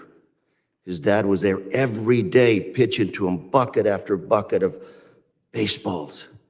Then one day, they stopped showing up. Later on, I found out that that young man and his dad started going to drug rehab. That son had come under the spill of hard drugs, and I've never seen him again. Stories like yours, I wish I could say were uncommon in my district, but I've heard them way too many times. Each one that I hear, your story is of pain and suffering. In my district, we lived through heroin addicts, the cocaine surge, crack, PCP, and now fentanyl, the worst of all. This is the reason why all of us here, the federal level, Democrats, Republicans, on both houses, with the president, have to stop bickering, have to stop fighting, come together to protect middle America in this country, ma'am. When it comes to fentanyl, you said Arizona 50%. I'll tell you, I've been to the border. I've talked to our CBP officers. They tell me 65% of all the fentanyl crosses through the San Isidro port of entry, just one port. It goes north through my county, and that's why we have so many problems in our area. You have one set of numbers, CBP has another set of numbers, but it is a challenge that we have to address. CBP, in 2019, we had seizure of 2,800 pounds. 2019, we had over 27,000 pounds of CBPs seized, 800% increase. But based on those border officers, this is about 10% of what's coming through. They seize about 10%, 90% probably still gets through. And I've asked those border officers, what do you need to do your job better? You know what More they told money. me? That's what he's going to say. We need more resources. We need more personnel. When those officers tell me I'm working 16-hour shifts, we need more personnel, we have to respond with more resources. It's not Lou. There it's it the is. men and women at the border telling us what they need. They need to be able to enforce the policies and procedures. Kirstein, They don't have that ability right now. dereliction of duty is not an impeachable offense, correct? Yes, it is, actually. The amount When it of- amounts to treason, I would think it would The be. amount of seizures at the border, I would say, shows that somebody's doing their job there. It's just a lot. Or it's showing that because you have this unprecedented, unrestricted better flow of people for coming us to into the country, yeah, a lot more Fight is over going to be coming in. impeachment So yeah, you are going to be or seizing respond to more. President Biden ask for additional resources at the border, in your opinion? Impeachment will have no impact on resources available to the border. It will have no impact on the policies pursued by this administration at all. Funding change, the appropriation of money for additional officers, for example, to improve fentanyl seizure operations, based on what you've described, certainly might have any effect, and indeed maybe a good effect. Impeachment has none. And I've just asked my colleagues here today, let's get it together, surge resources to the border, make sure we stop fentanyl from crossing into our country. Every day that we debate over funding levels is another day that more Americans die from fentanyl. Mr. Chairman, thank you, and I yield. The gentleman yields. The gentleman from Mississippi, Mr. Guest, is recognized for 5 minutes. Thank you, Mr. Chairman. I want to rebut a little bit the argument that's been made by my colleagues on the other side that Republicans aren't willing to secure resources for the border. And I'll just tell you that that is a complete, absolute misstatement of fact. In September, the House of Representatives passed an appropriations package for the Department of Homeland Security that appropriated an additional $2 billion. Those funds would go to hire additional agents. Those funds would go to merit pay. Those funds would go to invest in additional technology to stop the flow of fentanyl coming into this country. We also passed H.R. 2, which would have done the exact same thing. And so for my colleagues on the other aisle to say we should be more focused on funding DHS and what we're doing here today, I would argue that we have done that. We passed our appropriations bill, we sent it to the Senate, and Chuck Schumer has let that bill sit there, gathering dust, refusing to bring either H.R. 2 or the House Appropriations Bill to the Senate for a vote. And so for them to say that is a complete and utter misstatement of the facts. Professor Pearlstein, I do agree with you in your statement where you said that we do not have to have a violation of the federal criminal code for impeachment, and agree with you when you say serious offenses against public trust would arise to the level of impeachment. Prior to being elected to Congress, I served as a prosecutor in my local community, tried many jury trials. I remember often hearing the judges tell potential jurors that reasonable, good-minded people can reach different conclusions when applying facts to the law. The law in this case, I believe, is the Constitution, the impeachment clause, that we as reasonable members of Congress must apply the facts. And the facts, as I view them, and they may be different than viewed by other members of Congress, everyone views those using their own perspective, I believe that there is ample evidence. I believe that Secretary Mayorkas violated his oath to protect and defend the Constitution. I believe that Secretary Mayorkas has willfully failed to enforce the law, particularly the INA, where it says repeatedly that the Secretary shall detain and remove immigrants. I believe that Secretary Mayorkas has lied to Congress when he has repeatedly come in and said that the border is secure.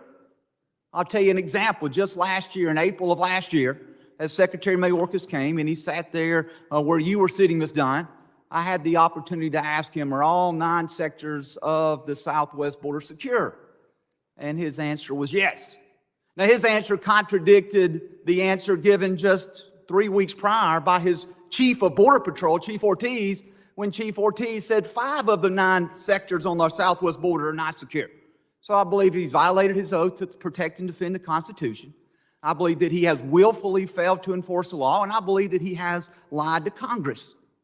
Now, Professor, I see in your statement that you provided, you say that really only on 2 occasions, back in 1804 and 1872, where you had the removal of 2 U.S. district judges, where they were removed, one because one was chronically inebriated and the other was mentally incapacitated. And you said that they were unable to carry out their duties because of that. I believe that a person who willfully chooses not to carry out their duties is more impeachable than someone who has some sort of mental inability to do so. And I believe that the record is clear if you look at what this committee has done to show that Secretary Mayorkas has refused to carry those duties out. Now, I want to ask you, because you clearly say in your report, Professor, that you've given, that Congress, that there appears to be no constitutional basis for pursuing this impeachment. My question is relating to a different impeachment matter. Did you feel that way last Congress for the 2 impeachments of President Trump? Did you feel that there was a constitutional basis for the impeachment of Donald Trump, either his first or second impeachment? I did. Okay, and so this matter differs in Secretary Mayorkas from both the first and second impeachment of the former president. Yes. And in what manner? Several. First, although I've heard now several times the allegation here that Secretary Mayorkas was in some respect violating his legal responsibility, those claims, the specific claims you've raised about detention, enforcement power, were raised and litigated all the way up to the Supreme Court by the state of Texas. Ms. Berlin, let me ask you, And the can Supreme reasonable Court ruled people, against that argument. can reasonable people look at the facts and draw different conclusions? Reasonable people can't draw different conclusions about the law as applied here. You have to apply the law to the facts. I understand, and I don't believe that there's consensus that your version of what you believe the law is actually not. I yield back. Thank you. Gentlewoman from Texas, Ms. Jackson Lee, is recognized for the purpose of entering something into the record. I thank you, Mr. Chairman. I'll ask unanimous consent to submit into the record a article, Why America is Struggling to Stop the Fentanyl Epidemic, and an article that says how fentanyl crisis, 4th wave, has hit every corner of the United States. Ask unanimous consent to place those in the record. Without objection, so ordered. Thank you. The gentleman from Louisiana, Mr. Carter, is recognized. Mr. Chairman, thank you very much. Before I begin, I want to first personally thank these brave witnesses for being here. Our heart goes out to you and your families for your incredible loss. We all recognize the significance and the importance of this matter. It's been brought to my attention that our chairman, as we speak, is in the hallway doing an interview with Fox News instead of listening to the testimony of these heartbroken parents. I think that demonstrates just where we should be. They already had their testimony, their witness testimony. That's BS. Come on. You know, my colleagues have spent the past year blaming Secretary Mayorkas for longstanding issues like immigration, drug addiction, crime, and so forth. However, impeachment over differences in policy is not constitutional. It also solves exactly nothing for the problems that we were sent here to Congress to solve.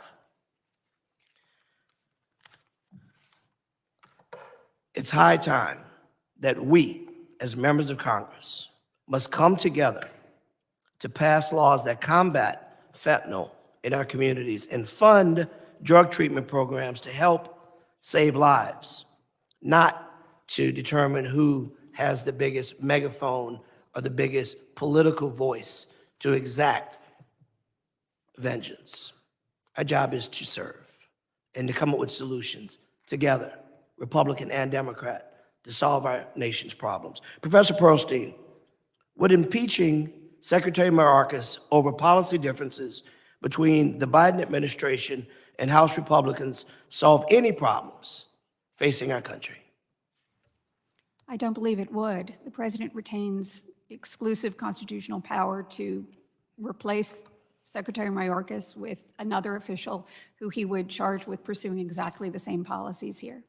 Is it a bit disingenuous to suggest? And that's the big problem with all of this. Somehow this is that new. he could just be replaced with The someone issues just that we're like him. facing are new at the border, and somehow that it was perfect before Secretary Mayorkas took over. My knowledge, just based on Supreme Court cases, of the number of cases that have arisen surrounding executive actions over border policies and reading the history there, suggests that these problems have existed through 5 administrations over decades, largely because Congress has enacted contradictory laws that are impossible to comply with, and multiple administrations have struggled to resolve that contradiction. Many of the Republicans complain that the Biden administration and Secretary Mayorkas are not doing enough on immigration, border security, fentanyl, or crime. Professor Pearlstein, does Congress have any role in resolving these longstanding issues? If so, please explain. Thank you, Representative. As I've mentioned before, Congress has a central role. Indeed, the Supreme Court has repeatedly held, in cases going back more than a century, that Congress's power in this area is plenary, meaning absolute. That is not to say that the executive doesn't retain, under his own Article 2 authority, enforcement power, but Congress can not only appropriate funds, it can impose conditions on funds, and in the opinion folks are so fond of citing in the recent Supreme Court cases, while impeachment is certainly one power that Congress has, oversight, appropriations, the legislative process, Senate confirmations, withholding funds, and of course, centrally, elections are all tools that are available to Congress and to the American people to effect change here. And are withholding funds because you are unhappy with the secretary in any way helpful to the issues that these 2 grieving mothers have faced and others may continue to face? I can't imagine that it is.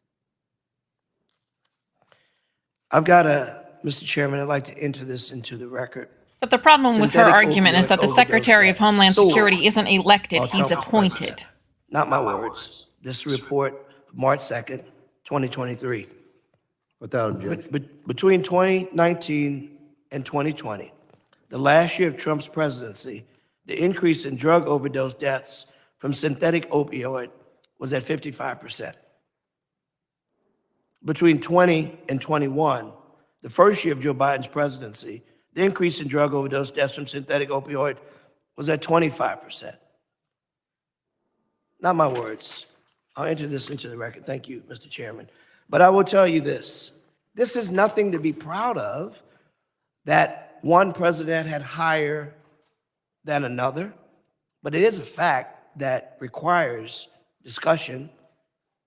But it isn't anything to be proud of, because if it were just 1%, if it was just one daughter, one son, one child that was impacted by this horrible drug. I bet if he lost one of his kids, he'd be screaming to close the border. Comes across our borders now, not necessarily by immigrants, but primarily by those that are seeking to do harm and to enter the drug trade. What do we do when we strip off our party veils and say, let's fix this issue? You close the regardless border. of our party. Let's take away the notion that this one man, Secretary Mayorkas, is this boogeyman. And we send the message to the rest of the world, if we can just get rid of him, all of our problems would go away. It isn't fair, it's disingenuous, it's misleading to the American people. They deserve better, and we can do better. Mr. Chairman, I yield. Gentleman yields. The gentleman from Florida, Mr. Jimenez, is recognized for 5 minutes. Thank you, Mr. Chairman. And Ms. Pearlstein, do you believe that dereliction of duty is an impeachable offense? The only examples in U.S. history I cited in my testimony, the words dereliction of duty weren't charged, they weren't the articles of impeachment, but those circumstances were where judges, the officers at issue, were either chronically drunk or mentally incapable of performing their duties, or both. Do you believe that failure to uphold your oath to protect the homeland, is that an impeachable offense? Ooh, he's asking them some I good don't legal believe that anybody questions. has ever been impeached for a failure to I didn't uphold ask the the oath. question. I said, do you believe that somebody who fails to uphold their oath to protect the homeland, is that an impeachable offense? I believe that somebody who acts in his own interests or the interests of gaining his own power or in the interests of a foreign power is impeachable. So you don't think that somebody who fails to uphold the oath to protect the homeland and does it in a way that's a dereliction of duty, you don't believe that that's impeachable? That somehow Congress doesn't have the right to exercise its power of impeachment to remove that individual who is clearly violating his oath and is derelict in his duty? You don't think that Congress can do that? I don't know that there's evidence here of dereliction of I duty. didn't say with if there's respect to the evidence. I'm not violation of asking the oath. evidence. If Ma'am, it's a violation of the oath to the ma'am, I reclaim my Constitution- time. I reclaim my time. I'd like for you to answer my question, not your question. Okay, my question is very specific. I didn't say about this case. I'm just talking in general, all right? In Okay? general, depending on the circumstances, depending on the violation of the Constitution, it's conceivable, yes. Okay, so if we determine that Mr. Mayorkas is derelict in his duty and has failed to uphold his oath to protect the homeland, in our opinion, okay, then is that an impeachable offense? Again, dereliction of duty is different from failure to comply with the oath, right? To the extent the oath, I which said says both. a variety of I said things- boe. So, Well, they're two different legal arguments. so some forgive said me. both, okay? So I've addressed the You can question. be, can't about- you be guilty of doing two things at the same time? I've addressed the impeachability of dereliction of duty. Okay, The very question good. of the oath is something separate. To the extent it raises an allegation of a violation of the Constitution, it is potentially impeachable, but here, the Supreme Court has rejected that argument. I don't believe they have, but anyway, I'll move on. Is a violation of law, is that when an individual clearly violates the law, is that an impeachable offense? Depending on the law, I guess, right? I mean, how serious that law is that your interpretation? Impeachment, right, is only about a certain category of offenses. It only addresses a certain category of offenses. It has to be an offense similar to treason or bribery, that is, an offense against the system of government, not any ordinary criminal offense, something that disrupts the structure of the Constitution or our system of government. Very good. Okay, thank you. So I would think an invasion disrupts the system of government. allowing millions and millions of people to come into the United States, violating the clear intent of Congress when it says that in order to be paroled into the United States, it has to be done on a case-by-case basis, and you do it on a mass basis. That actually may have something, may affect the land. It may affect the structure of government. I would argue that, and so I guess it's up to the Supreme Court to determine that eventually. Now, Ms. Dunn, let me say that I feel deeply for you and your loss. Actually, in my extended family, we had the same kind of loss due to fentanyl. Do you believe that the multinational criminal organizations, the cartels that are working across the border, do you believe that they are terrorist organizations, for lack of a better word? Yes, sir, I do. And they're guilty of mass murder? Yes, sir, I do believe that.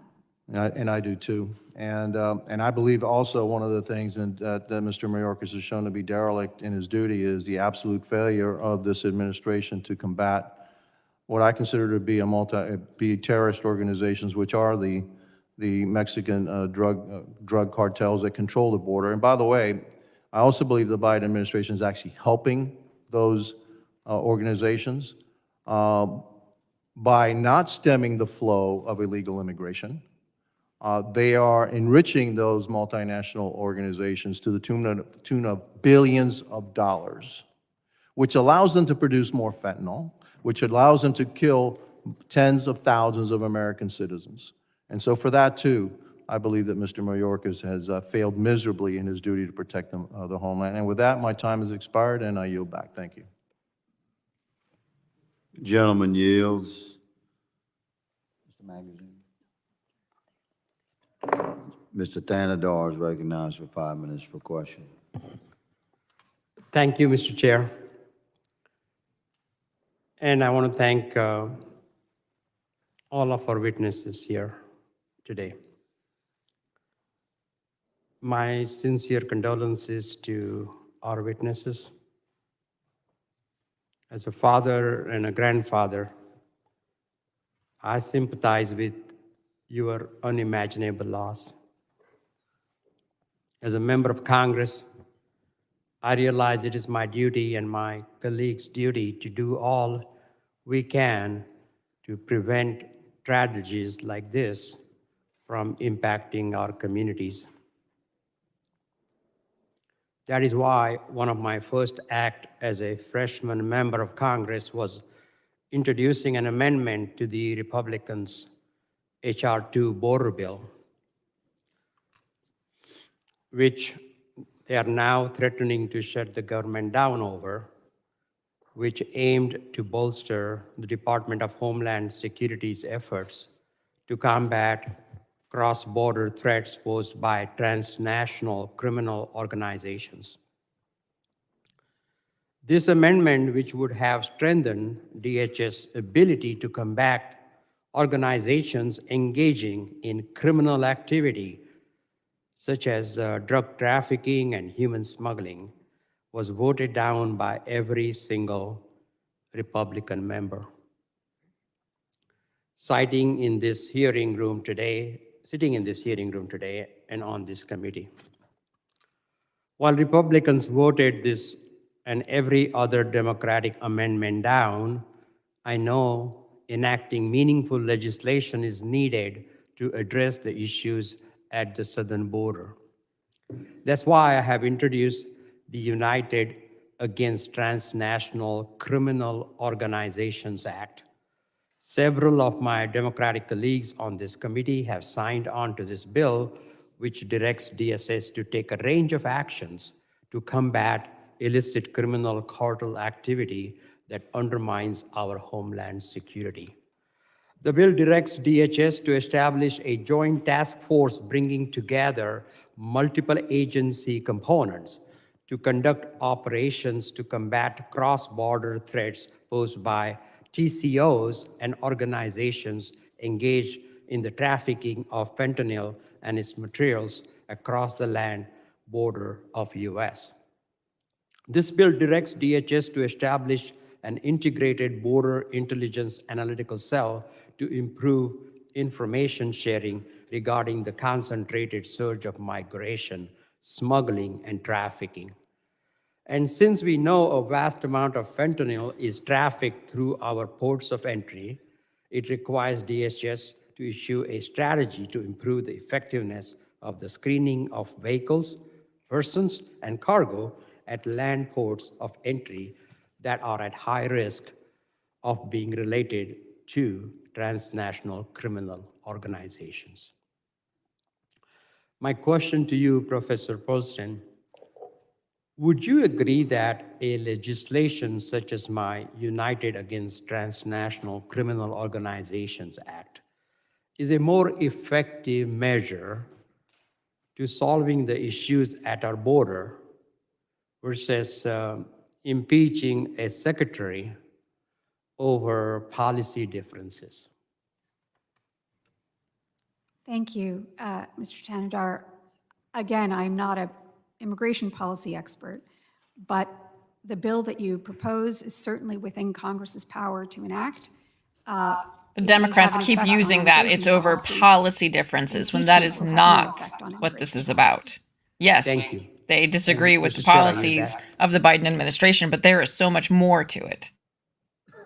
The gentleman yields. The gentleman from Texas, Mr. Pfluger, is Oh my God, recognized can for Chip 5 Roy minutes. be the chairman of every Mr. subcommittee? Chair. It's great. Ms. Nobles and Ms. Dunn, I'm so sorry for your loss. We can't even fathom the loss that you've gone through. And your courage to be here, to speak out, to bring light to the situation, to speak the truth is not only commended, but it's necessary so that we avoid this pain for other families. Thank you for being here. Professor Pearlstein, are you familiar with the William Belknap case that you mentioned in your testimony? Are you you're intimately familiar with it as a constitutional law expert?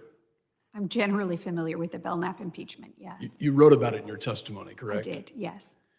Is there a reason that you left out the fact that Article 3 of that impeachment case mentioned the disregarding of his duty as Secretary of War? No. Was it particularly helpful to your argument today? I'm not sure what the question is. Was there a reason you left that out? I wasn't giving a full book report on the Belknap impeachment. I was mentioning it in my testimony No, that's fine. as the only other let me- instance in U.S. history in which Congress has ever Right, thought in it Article worth the 3 time of that. to- Thank you, that's the only other history. impeach a What we're cabinet talking about officer. is unprecedented, disregarding of his duty. I'm going to quote you. There, the professors were reasonably uniform in recognizing that it doesn't have to be a crime. That is to say, an impeachable offense doesn't have to be a crime as Yes, currently sir. embodied in the Federal Criminal Code as enacted by Congress. What they were thinking about with the impeachment remedy were serious offenses against the public trust. Using her own words against her. I love That it. is certain things that only the president and other senior officials could do that abuse their authority. Did you in fact say this with regards to the Trump impeachment? I've said many things about impeachment. It's entirely possible that I said that, and I would still agree with it, actually. Mr. Chairman, I'd like to insert for the record Professor Pearlstein's comments on a radio show in New York on a podcast in 2019 regarding the Trump administration's. Without objection, so ordered. Thank you. So do you believe, will you define impeachment with regards to the public trust as you said it there with regards to Trump? If the public trust is broken, is that an impeachable offense? Public trust in this context refers to two kinds of breaches of the public trust generally. One is an official who is acting in his own personal interest, right, to aggrandize his own political wealth interests, power, et cetera, as opposed to the interests of the American people. That's an example of a breach of the public trust. The other is if an official is acting on behalf So like of what foreign Biden did, power, which is another or has example of a continued to breach of do? public trust. Yes.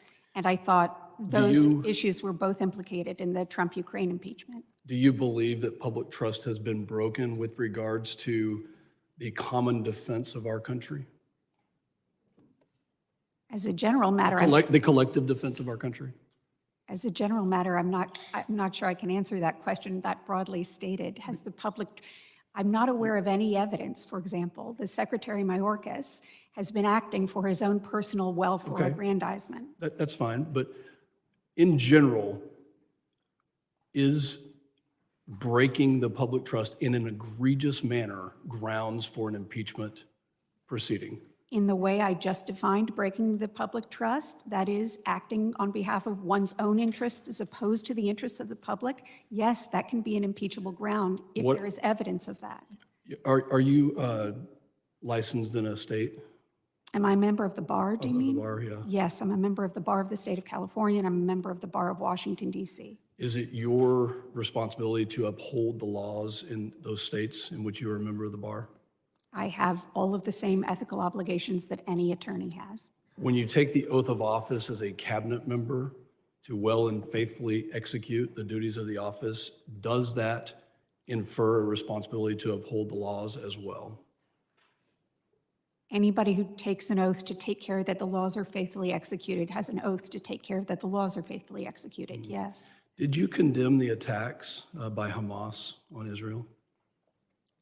I'm not sure what that has to do with anything. It's a but question. Did you condemn the attacks? My personal view of those attacks is that they were abhorrent. I don't think I've had occasion to speak about it publicly. It's not my area of expertise. Mr. Chair, I yield back. Thank you.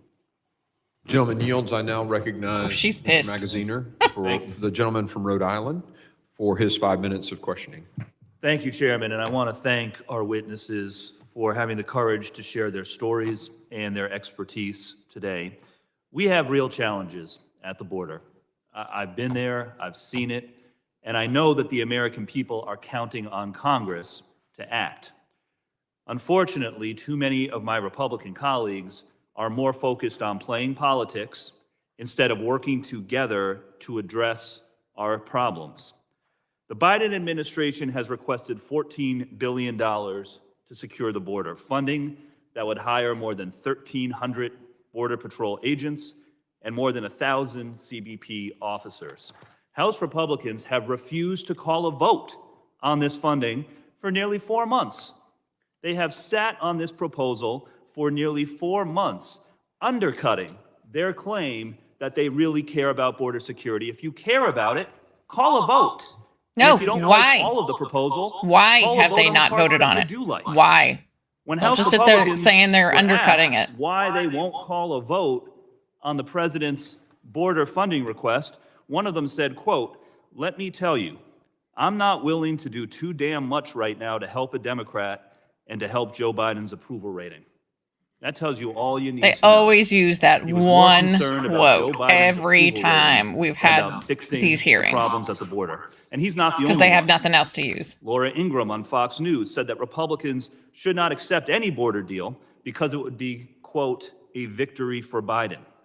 Even Speaker Johnson has openly mused that House Republicans will not accept more border funding until there is a Republican president. Now, some of my colleagues say, well, funding's not enough. We need policy changes at the border too. Okay. Over the last month, through the holidays, Secretary Mayorkas has been working diligently with Senate Republicans and Senate Democrats to try to come up with a policy plan for the border. Where have House Republicans been in those talks? MIA, not participating. They gave themselves a vacation for a month. Well, imagine if the reverse were the truth. Imagine if House Republicans were actually working with the Senate on a border plan and Secretary Mayorkas decided to go on vacation for a month. What would people say about that? Instead, this phrase, dereliction of duty, gets thrown around a lot. It is my House Republican colleagues who have been derelict in their duty. They have refused to call a vote on border funding for 4 months. They have refused to participate in the talks with the Secretary and the Senate to put a border plan together. What have they been doing instead? Playing politics. They passed a budget plan, the so-called Limit, Save, Grow Act, which would have cut the Department of Homeland Security by 22%, eliminating 2,000 CBP officers at the border. Every one of them voted for that. When the Biden administration requested $84 million to help states and cities with the costs associated with migration, House Republicans instead cut it to zero. Some House Republicans have openly called for shutting down the government this week, even though they know that that means that Border Patrol agents who are already overworked and underpaid would be forced to work without any pay at all. And now they are playing politics with impeachment, even though there is no legal basis for impeaching the secretary. I've heard that this is going to be our final impeachment hearing. And still, House Republicans have yet to clearly articulate what laws they think the secretary has broken. They have not brought in a single legal expert who is willing to put up their hand and under oath state that there is a sound legal basis for impeachment. The best they could do last week was a handful of Republican politicians.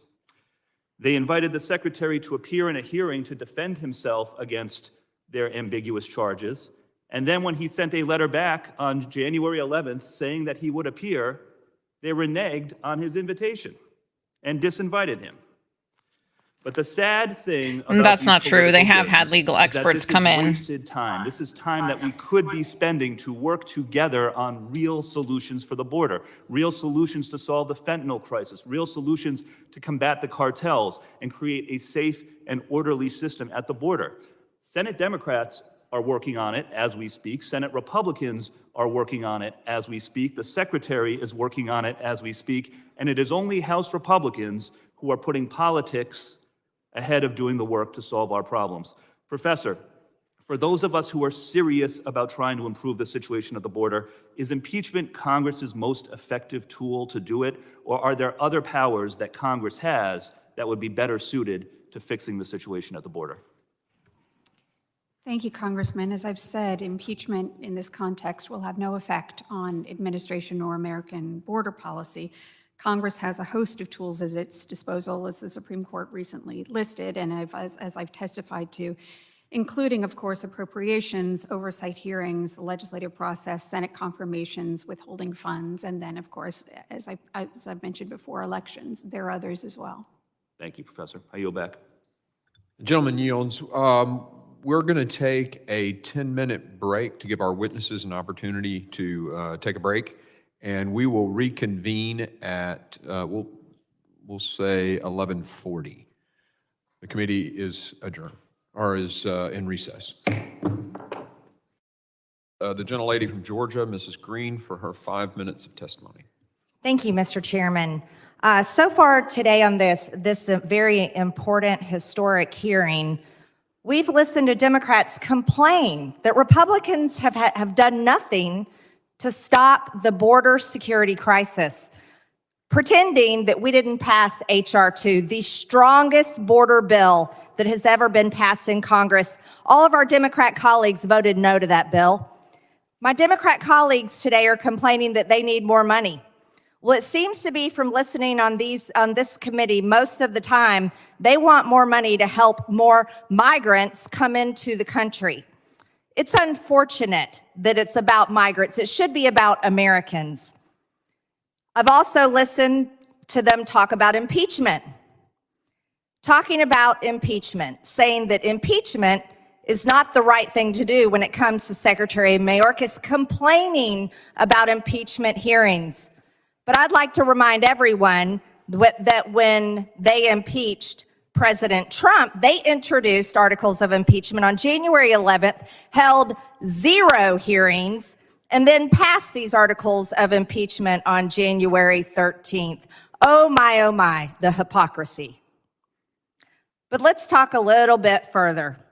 Let's talk about something I heard from one of our witnesses today, saying that impeachment is needed or necessary or warranted when this person has acted in the interest of a foreign power, that's an impeachable offense. Well, let's talk about how we could argue Secretary Mayorkas has definitely acted for a foreign power. Former special agent for DEA's Special Operations Division testified under oath that the cartels have control over the United States southern border. The cartels, not our government, not our border patrol. That's a foreign power.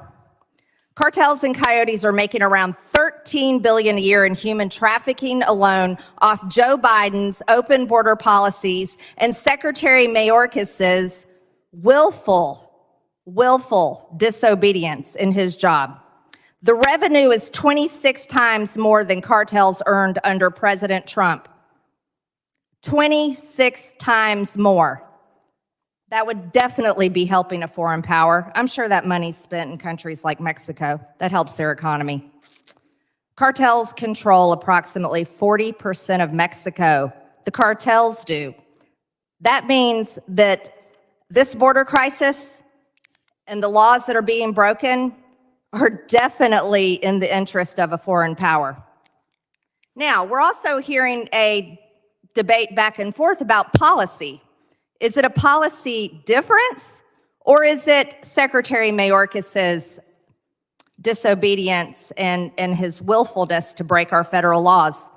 I ask that question because I want to know, Is it the Biden administration's policy to kill 300 Americans every single day to fentanyl? Is it the Biden administration's policy that cartel members are allowed to come in our country and are released? These are unaccompanied minors. Are they allowed by the Biden administration's policy to come in the country and rape and murder young women? Is it the Biden administration's policy for nearly 100,000 unaccompanied minor children to go missing in our country? Is it the Biden administration's policy for child labor, migrant child labor that was talked about in the New York Times? Is that the Biden administration's policy? If so, then maybe we shouldn't be having hearings on my articles of impeachment to impeach Secretary Mayorkas. Maybe we should be holding articles of impeachment on the President of the United States. Is that where we're going? What do you think about that, Ms. Pearlstein? Do you think, is it a policy difference or is it Secretary Mayorkas? Which one, Biden, Joe Biden, or Secretary Mayorkas? My impression of the allegations that the majority has raised here is that they are entirely about policy differences with Ms. Pearlstein, you've talked about policy in your testimony today. Policy. So that would be Joe Biden. I'm sure you voted for him for president. You've been talking about the Biden administration's policy has been the cause of all of this. So is it Joe Biden's policy, the administration's policy, or is it Secretary Mayorkas? The Constitution, no matter which official. Ms. Pearlstein asked you a question. Is it the Biden administration or is it Secretary Mayorkas? Not the Constitution. We're not talking Biden administration's open border policies, or is it Secretary Mayorkas breaking federal law? One or the other, because the statistics are clear. Are you capable of answering that question? I'm not sure. Those were about 4 questions. No, it's one or the other. Biden administration open border policies or Secretary Mayorkas. One or the other what? Who caused it? That has caused 300 Americans to die every single day. These 2 women sitting next to you's daughters have been murdered. We're talking about over 100,000, nearly 100,000 unaccompanied minors missing in this country. We're talking about cartel members everywhere, the cartel controlling the southern border. We're talking about the massive increase in statistics. It's either one or the other. It's either the Biden administration's open border policies or it's Secretary Mayorkas. Ma'am, I'm a Okay, we'll professor of take it. constitutional law. No, you can't Okay. point to the Constitution. All right, so we're a little over here. Gentlelady yields. Thank you, Mr. Chairman. I now recognize Mr. Ivy for his 5 minutes. Dang, let Marjorie Thank keep you, Mr. going. Chairman. I'd like to start off, we're going to show a clip from an interview that involved former Secretary Chertoff, and I wanted to play that now, if we can.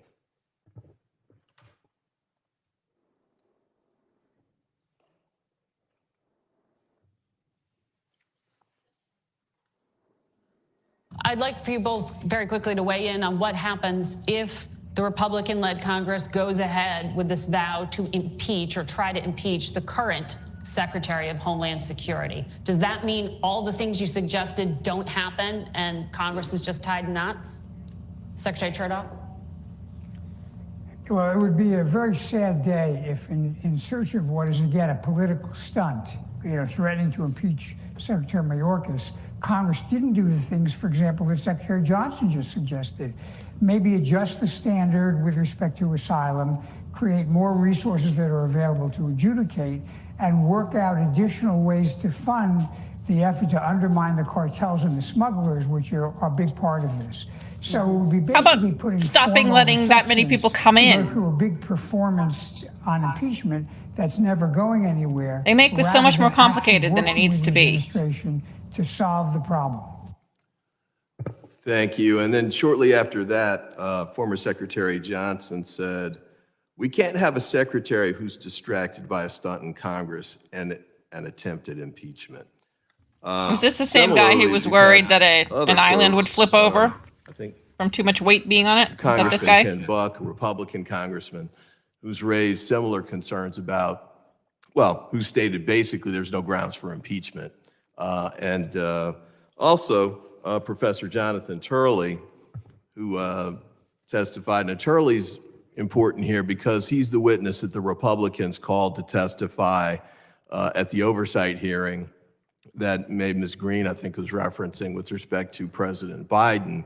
And he said that, at that hearing, that there was no evidence to impeach President Biden. He said that at the He sent us a beginning, but letter at the to this end, committee he saying the same said that thing he with had heard respect to enough evidence that there Secretary is a reason, there is evidence to So go I forward wanna with the impeachment sort of hearing. They point out never a add that couple of part things on. here with respect to that. To the extent we've had hearings that have discussed this issue of impeachment, from a legal standard, from a constitutional standpoint, the only witnesses who've actually addressed it directly are Professor Bowman, who testified at the last hearing, and Professor Pearlstein, who's testifying today.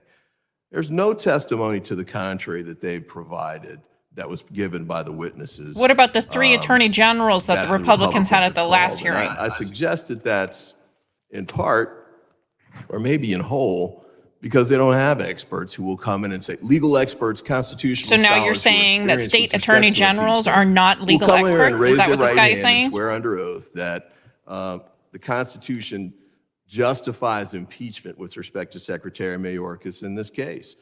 And the absence of the testimony the ranking member raised due process issues at the beginning of the hearing, I would suggest that this goes to the heart of it. If there's no evidence that the Republicans have presented about actual impeachment, the standard in the Constitution being violated, we should not be moving forward with impeachment under these circumstances. I also note Professor Pearlstein's testimony, the point about even if you don't like the policies that Secretary Mayorkas is implementing, and you impeach him and the Senate removes him, which they're not gonna. We've already heard from senators over there who said, you're wasting the time, let's focus on actual actually legislation probably that very they're trying true. to work out and get done. But even if you remove him, President Biden's just gonna move up the acting administrator, I suppose, acting secretary, who would continue to implement the same policy. So it's a waste of time, as Secretary Chertoff called it. It's a political stunt. But more importantly, I mean, it is a total distraction from actually trying to get the legislation done. It's hard to ignore the fact that the Senate is having bipartisan negotiations on the behalf of the Democrats and the Republicans to try and pass a bill or put together a bill that would address these issues. The White House is working with them. House Democrats are working with them. Only the House Republicans are no-shows. They did the field trip to the border and did the photo op and sent it back. But they haven't decided to move forward with actually fixing the issues on that front. And just the last point I'll make on that front, H.R. 2, there's a lot of talk about that's been passed and it's sitting on, the Schumer's desk, but it's not on his desk, it's in the trash can. And you know what? It's in McConnell's trash can too. And they said that before it was passed through. They said, you got all these poison pill provisions in here. We're not going to move this. Send us something we can actually work with. You didn't, so now they're trying to put a bill together. And everybody's on board with that effort except House Republicans. So if we really want to get something done, let's all come together and work on it so we can pass legislation that addresses the problem. And with that, I yield back.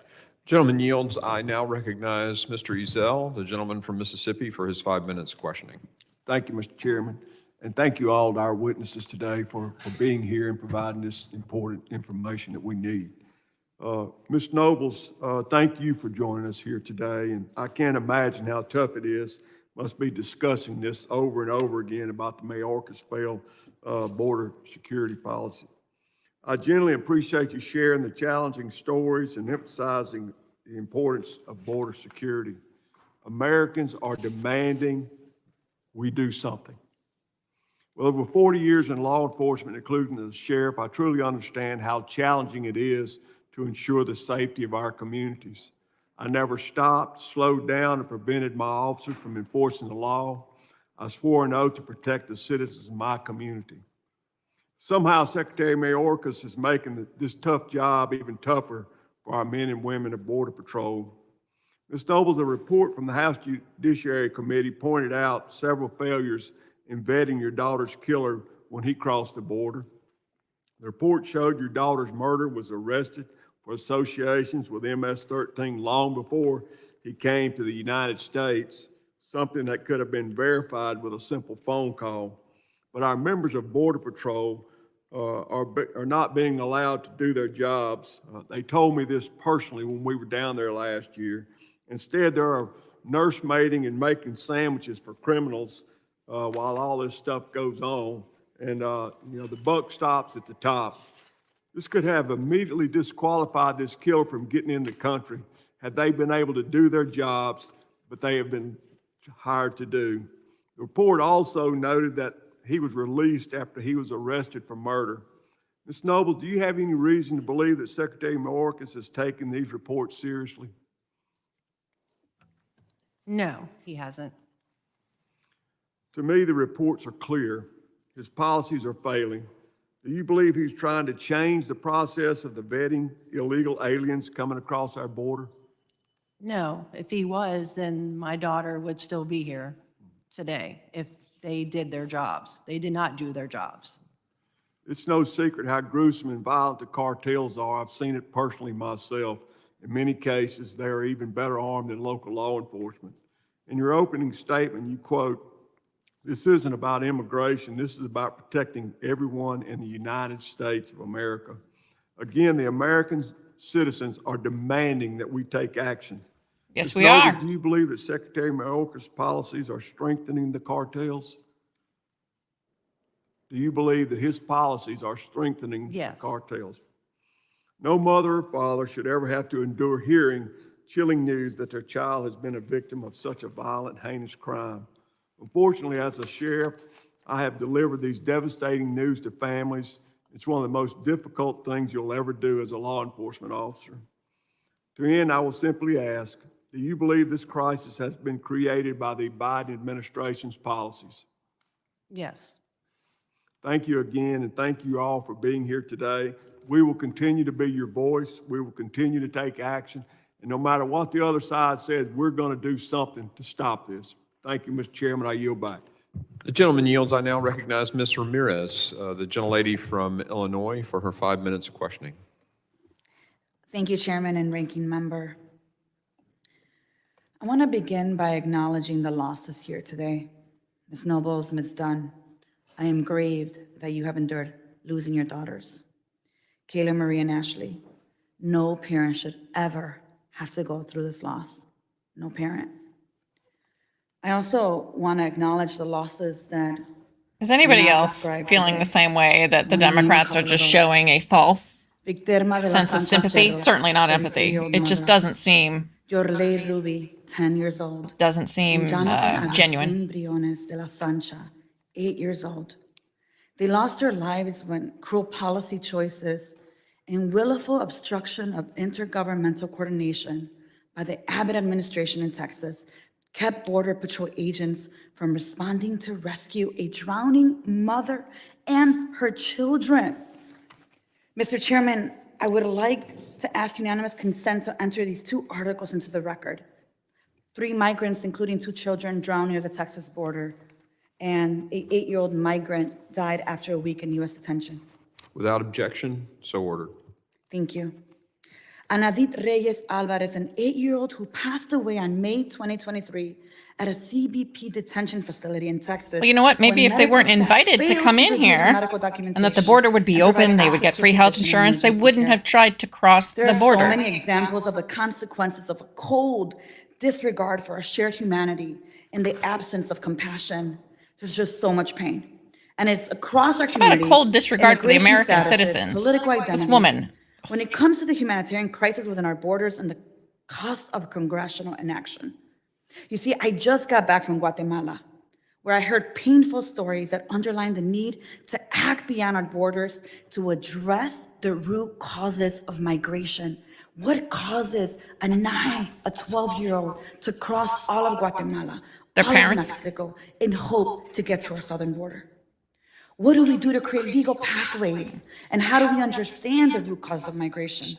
And why is that I our heard about problem? children I'm who are sorry. hungry, impoverished, I may be desperate to meet the needs of cold-hearted their for families, saying this, but if willing we to just leave allow villages, everybody cross into the jungles, country deserts, who wants and to leave rivers, their and country, die it in doesn't Rio force those Grande people to fight against just to make it to the a US. dictatorial I heard government. about the pain and trauma of separation, isolation, detention, and deportation. I saw how corruption, corporate land grabs, environmental destruction and disaster, democratic backsliding create conditions that drive migration. Pain that shows us where healing is needed. The pain that was shared with me in Guatemala requires healing that could be advanced by congressional action. Congressional action that addresses and prepares for climate migration, invests in economic development of Latin American countries, modernizes legal pathways to citizenship, strengthens democracy, and combats corruption in Latin America. You see, the pain of Anadit's death requires healing. Right, it sounds that very could be similar, doesn't advanced by it? congressional action. We're all saying the same thing. Like establishing humanitarian standards at CBP sites, granting immigration parole, improving adjudicatory processing capacity, or increasing How about personnel to establishing reduce USCIS backlogs. humanitarian standards for the pain American of Irma, public? Hurley, and Jonathan's death requires healing that could be advanced by congressional action. We could increase board personnel to expand screening and assistance to new arrivals. The pain of families trafficked by Abbott must be addressed by implementing federal coordination and resettlement to interior cities, expanding work permits. I am not So here against we have to actually giving money talk about and comprehensive expanding immigration reform Border Patrol and have a conversation. personnel, Why are but thousands first of we need to people stop the wanting to cross unrestricted the southern flow. border? That's the Professor problem. Prosty, the testimonies we heard today show how critical it is that we take policy action. Yes or no? I think these policies are of enormous pressing public importance, yes. And just for the record, for the 10th time maybe, if impeachments are not an instrument for affecting policy changes, is there a legitimate basis for this impeachment, yes or no? I don't believe the Constitution supports impeachment in this case. Thank you. You see, Republicans are not interested in advancing policy change. If they were, they would stop these impeachment hearings and work with us to pass legislation. Even one of the many things I talked about, sit down with us and actually work on it. But according to Speaker Johnson, Congress can't solve border until Trump is elected or Republican is back in the White House. I mean, think about how politicized this moment is. Or maybe he just They are realizes that the curating our Biden parade administration for their isn't going to political make purposes. any meaningful Enough. change. As I said, if we are serious about this process and this solution, we would be capable to respect people's humanity and move us to a collaborative approach where our neighboring countries were able to address the root cause, keep communities safe, and honor the very fabric of our multiracial, multicultural democracy. Not That's what we would be doing our today. problem. Thank you, Chairman and Ranking Member. And I yield back with hope. Gentlelady yields. I now recognize Mr. D'Esposito, the gentleman from New York, for his 5 minutes question. Well, thank you, Mr. Chairman, and thank you to the witnesses this morning. It seems that the other side of the aisle is talking Exactly. about That's why making they this want these impeachment humanitarian about efforts to continue. politics. And I will tell you that this has absolutely nothing to do with politics and everything to do with the American people. Ms. Pearlstein, you mentioned in the recording that our chairman played that the founding fathers talked and what they described in the Constitution is not what we focus on right now always. You, quote, said, serious offenses against the public trust could lead to an impeachment. So, Mrs. Dunn, do you believe that what has occurred and what happened to your daughter and other teenagers and Americans throughout this country just like her, do you believe that that is a serious offense against the public trust? Yes, my border not being secure is a serious offense. Other legislators worried about other people from other countries instead of my own is a serious offense. I take great offense to that. I think you need to be worried about us. Thank you. And Ms. Nobles, the same question. Do you feel that what happened to your daughter and the crimes that have been committed against Americans by individuals who have illegally crossed our border, do you think that those are serious offenses against the public trust? Yes, definitely. So Secretary Mayorkas and his failed border policies have placed all Americans in danger. Every state is a border state, and every state has seen the impact of the crisis at our southern border. It's what we've outlined over the 5 phases in this committee. Proud to be a retired NYPD detective, having spent a career upholding my oath to protect and serve the places that I kept safe. That solemn oath is now that much harder for law enforcement throughout this country, have been put on the front lines of this crisis as a direct result of the failed policies of Secretary Mayorkas. As I just stated, every state is a border state. And Ms. Nobles, your daughter was tragically murdered in Maryland, well over 1,000 miles from the southern border. I know that the man who murdered your daughter was a well-known MS-13 gang member. In 2018, President Trump came to Long Island with then Congressman Peter King to discuss MS-13 and the heinous crimes they commit both on Long Island and throughout this country. You see, back then we had an administration who actively worked to find solutions to the issues occurring at our southern border. They worked with law enforcement to make sure that they had the tools necessary to protect and serve their communities. And now we have Secretary Mayorkas, who have put all Americans in danger. In Nassau County, we have identified 271 MS-13 members. Ms. Nobles, do you believe that Secretary Mayorkas has taken adequate measures to ensure MS-13 members and other members of criminal organizations are not able to enter this nation illegally? No, absolutely not. Ms. Dunn, just this morning, I spoke with Commissioner Pat Ryder, who's the commissioner of the Nassau County Police Department. My district, well over thousands of miles from the southern border, is still seeing dozens of overdoses each week with drugs flowing from our southern border. We know that it takes an incredibly small amount of fentanyl to kill someone and harm families and communities. Do you know the amount of fentanyl that killed your daughter? Sir, my daughter used 1/2 of one tablet that she believed was Percocet. In that 1/2 of one tablet, there was 5 milligrams of fentanyl, enough to kill 2.5 people. 2.5 people. Correct. In 5 milligrams. Yes. And since Mayorkas has been the Secretary of Homeland Security, 25 billion milligrams of fentanyl has come across our southern border and unfortunately has killed many others tragically, just like your daughter. Yes. It is very clear that America and the people who live here are at risk, and Secretary Mayorkas deserves to be impeached because he has committed serious offenses against the public trust of the United States of America. Mr. Chairman, I yield back. Gentleman yields. I now recognize the gentleman from New York, Mr. Goldman, for 5 minutes questioning. Thank you very much, Mr. Chairman, and I thank our witnesses for being here today, Ms. Nobles and Ms. Dunn. I just want to express my sincere condolences. I was a federal prosecutor for 10 years who charged people for gang-related and drug trafficking crimes.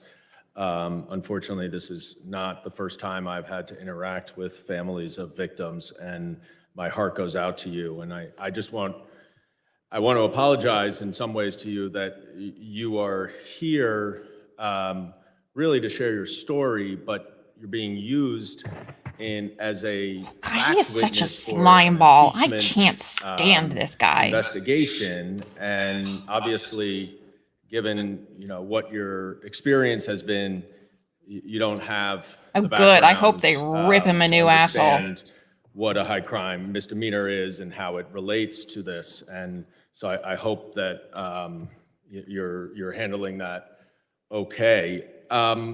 one of the things that the chairman said at the beginning of his opening statement was that he wishes that Democrats would turn our sympathy into action, and quite ironically said thoughts and prayers are not enough. At first, I thought we were at a gun violence hearing where we were talking about the repeated thoughts and prayers of the 2 mass shootings that happen every day. But I do want to just go through some of the actions, as the chairman pointed out, turn sympathy into action. Because I assume, Ms. Dunn, you would agree, would you not, that it would help to stop the fentanyl trade and fentanyl trafficking from coming into this country if we had more law enforcement officers at the border and more resources and technology to stop the fentanyl from coming in? Do you agree with that? I disagree with that because Border Patrol is now being used to make sandwiches and to screen people and let them into our country. Okay, well, So I disagree with you. So you're saying that you're upset because the Border Patrol is not doing is making sandwiches, I think you said. So you don't think it would be helpful to have more Border Patrol officers who are charged with stopping the fentanyl trade?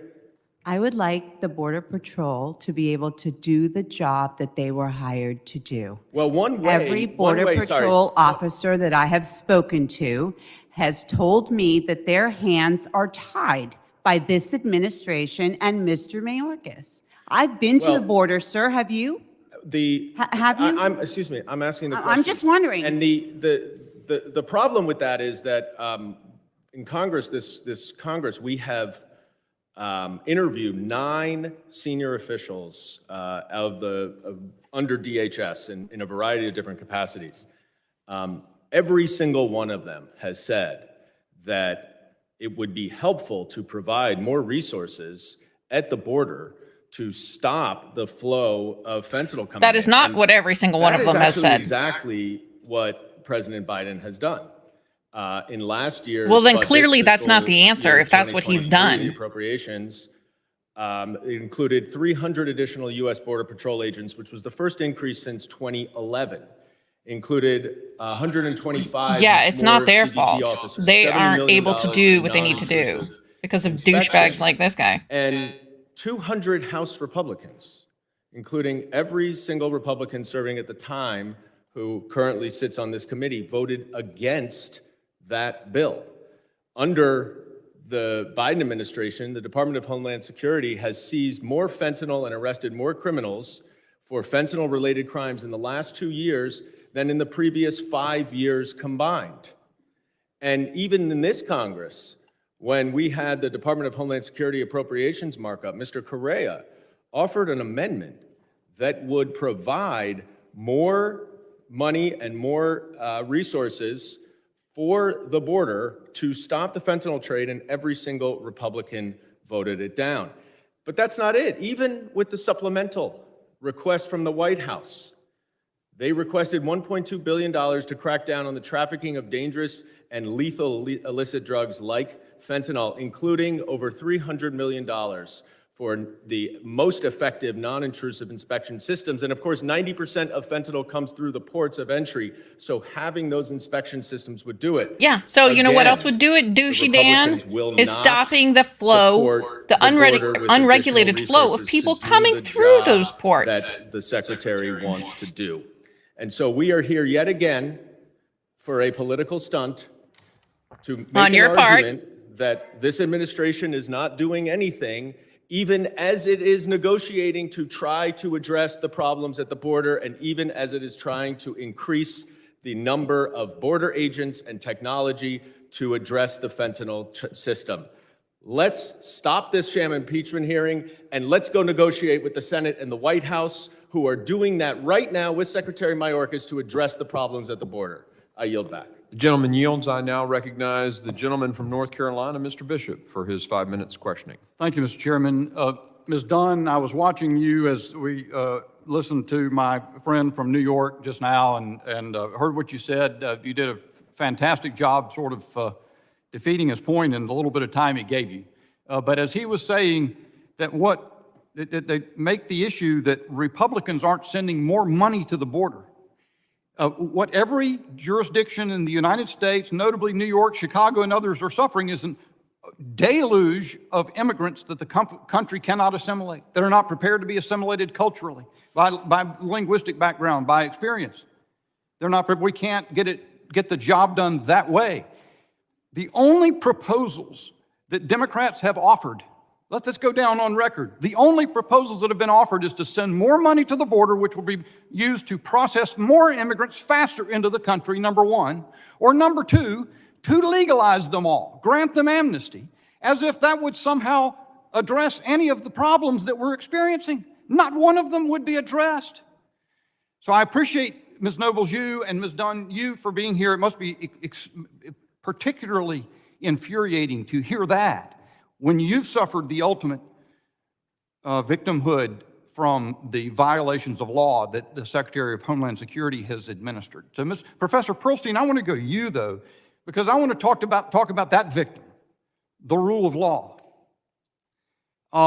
You said in your paper in defense of Secretary Mayorkas that to the extent the majority of reports, allegations against the Secretary are related to those policies, in particular the suggestion that Secretary Mayorkas somehow exceeded the scope of his lawful authority to set priorities for the enforcement of U.S. immigration law. That claim has been rejected most recently by an overwhelming bipartisan majority of the U.S. Supreme Court. Now, are you referring to the United States versus Texas case from last June? I am. But there, the majority opinion says, quote, "We take no position on whether the executive branch here is complying with its legal obligations. We hold only that the federal courts are not the proper forum to resolve this dispute."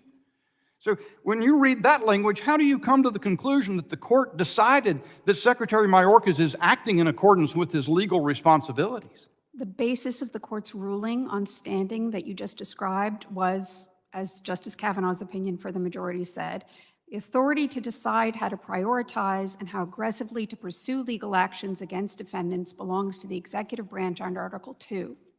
That was the basis of the ruling, that there is no standing in this case. Well, they also said they've taken no position whether the executive branch is complying with its legal obligations. How is that? Trump appointed said this is authority that belongs exclusively to the executive branch. Right. What you're referring to is the court says we're not in the business of refereeing anything where the executive has any amount of prosecutorial discretion.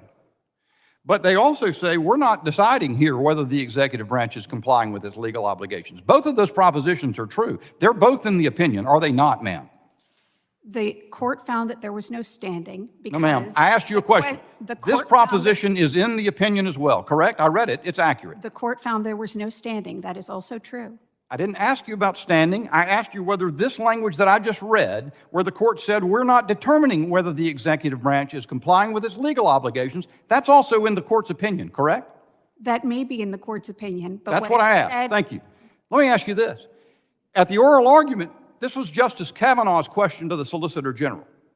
Solicitor General of the United States. I think your position is, instead of judicial review, Congress has to resort to shutting down the government or impeachment or dramatic steps. If some administration comes in and says, we're not going to enforce laws, or at least not going to enforce the laws to the degree that Congress, by law, has said the laws should be enforced. And that's forcing, I understand your position, but it's forcing Congress to take dramatic steps. Isn't that what he said at oral argument? I don't have the transcript of oral argument. All right, do you disagree with his proposition as I just recited it to you? Justice Alito said in his lone dissent that impeachment, along with funding cutoffs and others, were among the potentially available remedies that Congress has. The majority opinion, none of the other 8 justices, including all of the justices appointed by the former president, mentioned impeachment in that context. So are you familiar with the Illegal Immigration Reform and Immigration Responsibility Act of 1996? It's a large act. Which part? The part that the United States Supreme Court considered in United States versus Texas? I've read the case. Okay, you know that, as Justice Alito describes in the dissent, that in that situation, the Congress decided to withdraw some of the discretion that the executive has by requiring detention and specifically in certain cases, right? What the court said was that for the last 27 years since that law was enacted in their current form, all 5 presidential administrations have determined the resource constraints necessitated prioritization in making immigration arrests. If you evaded a question like that before the bench, they would not like it. I yield back, Mr. Chairman. My time's expired. The gentleman yields. I now recognize the gentleman from California, Mr. Swalwell, for his 5 minutes questioning. Appreciate that. Oh, God, another douche. First, I want to thank Ms. Nobles and Mrs. Dunn for testifying and express my condolences for the loss of your children.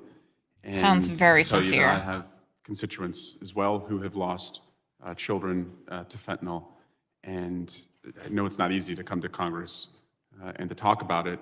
And I hope that what you will find one day is a Congress that will unite and do everything it can to make sure that we reduce these deaths. I also wish we could hear from Secretary Mayorkas because he has stated he wants to come and testify, and I know Then he could be Mr. here. Magaziner What is he put into doing the today? record a letter from Mr. Mayorkas stating that he again would be willing to testify. He's testified 27 times to Congress, more than any other cabinet official, and twice last year before this committee, and he has made his senior officials available. And to the witnesses who have come here today, if you came looking for an audience that is serious and wants, to take up this issue, I'm afraid you're in the wrong place. I'm afraid that when it comes to immigration solutions, too many of my colleagues would rather have the issue than the fix. And I am speaking for myself here, and I know I probably speak for many of my colleagues. I don't want open borders. I want a secure border. That's why I've supported surging more border agents at the border. That's why I support deploying more technologies at the border. That's why I support having more barriers at the border. And that's why I want to make sure that we also address the workforce crisis in America by increasing legal immigration and increasing immigrants who can work the jobs that Americans are just not going to work, so we can reduce the costs and give more financial breathing room to families in this country. You're not going to find that here. This is not where they do that. This is where they seek fame rather than a fix. And what you're going to find here is that if we were to solve this crisis, this committee wouldn't have anything to talk about. And that's more important to the Speaker of this House, and that's more important to the person that too many of them rely upon when they make decisions, which is the former president. I want to just give you a couple examples. Sergeant Daniels, I'm sorry he can't be here today because last time he was here, I asked him if he would support additional Border Patrol agents as the Senate passed with 68 Republicans and Democrats not too long ago, and he said he would. And I would like to have unanimous consent to enter into the record his written testimony to our committee and to the Oversight Committee where he said that. Without objection, so ordered. So then you have, just recently on CNN, Jake Tapper asked Speaker Johnson, look, President Biden wants to give you more money at the border. Would you take that? And Speaker Johnson said no. Again, just revealing and saying out loud what we all know, which is that they don't want to solve this problem. They want to use it and exploit victims so they have a political narrative. Senate negotiations are taking place right now where, in good faith, Democrats and Republicans are working to try and find more solutions and more resources at the border. And that is dead on arrival here, where Republican colleagues have said out loud, we're never going to support that. That would help the president. They've actually said that. And why? My Why did Democratic they say that? colleagues want the fix. MAGA Republicans want the fiction. My Democratic colleagues want the fix. My MAGA colleagues want Fox. No, my Democratic the colleagues Democratic colleagues just want the to fix. allow everybody My in. MAGA colleagues He's the worst. want I the agree. fame. He is slimy. That's what this is entirely He about. thinks And that if you have any repetition questions is as to going to whether make that's it what true, this is which is about, why I'm talking one of over the him, questions because he's earlier was asking a professor who came here to Something talk I'm about not gonna say. immigration and the Constitution, whether she would condemn Hamas's attack on October 7th. Everyone here condemns Hamas's attack on October 7th. But if that same member was asked, would you condemn Donald Trump's role in the January 6th insurrection, or would you condemn the people on this committee who called the January 6th terrorists awful high and mighty for hostages, someone who was an sleeping insult to or the actual allegedly hostages, sleeping American with a hostages Chinese spy? in Gaza right now? He would take a pass. He wouldn't want to answer the question. They couldn't answer the question because they won't condemn it. They don't want the fix. They want the fiction.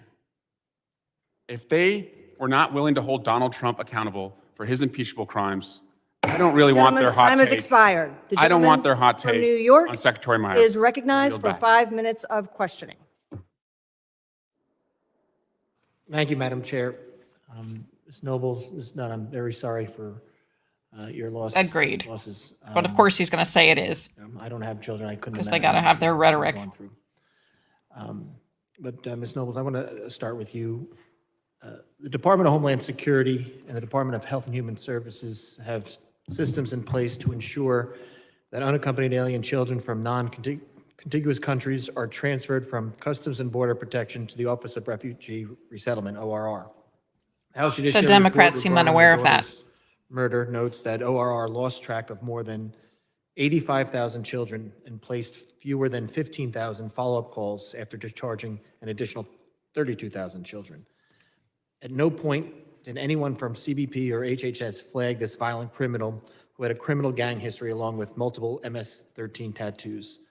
Ms. Nobles, does this sound like a well-run system meant to protect The other American people? 84% SoCal Squatcher was Yeah. probably going to help the Irma illegal was immigrants. apprehended at the border of March of 2022. They had him. They did not check. They didn't check for his background check. They let him go to an unknown sponsor. Don't even know who the sponsor is. And she takes him to Frederick, Maryland, from Texas to Maryland. And then he ended up in the same trailer as my daughter.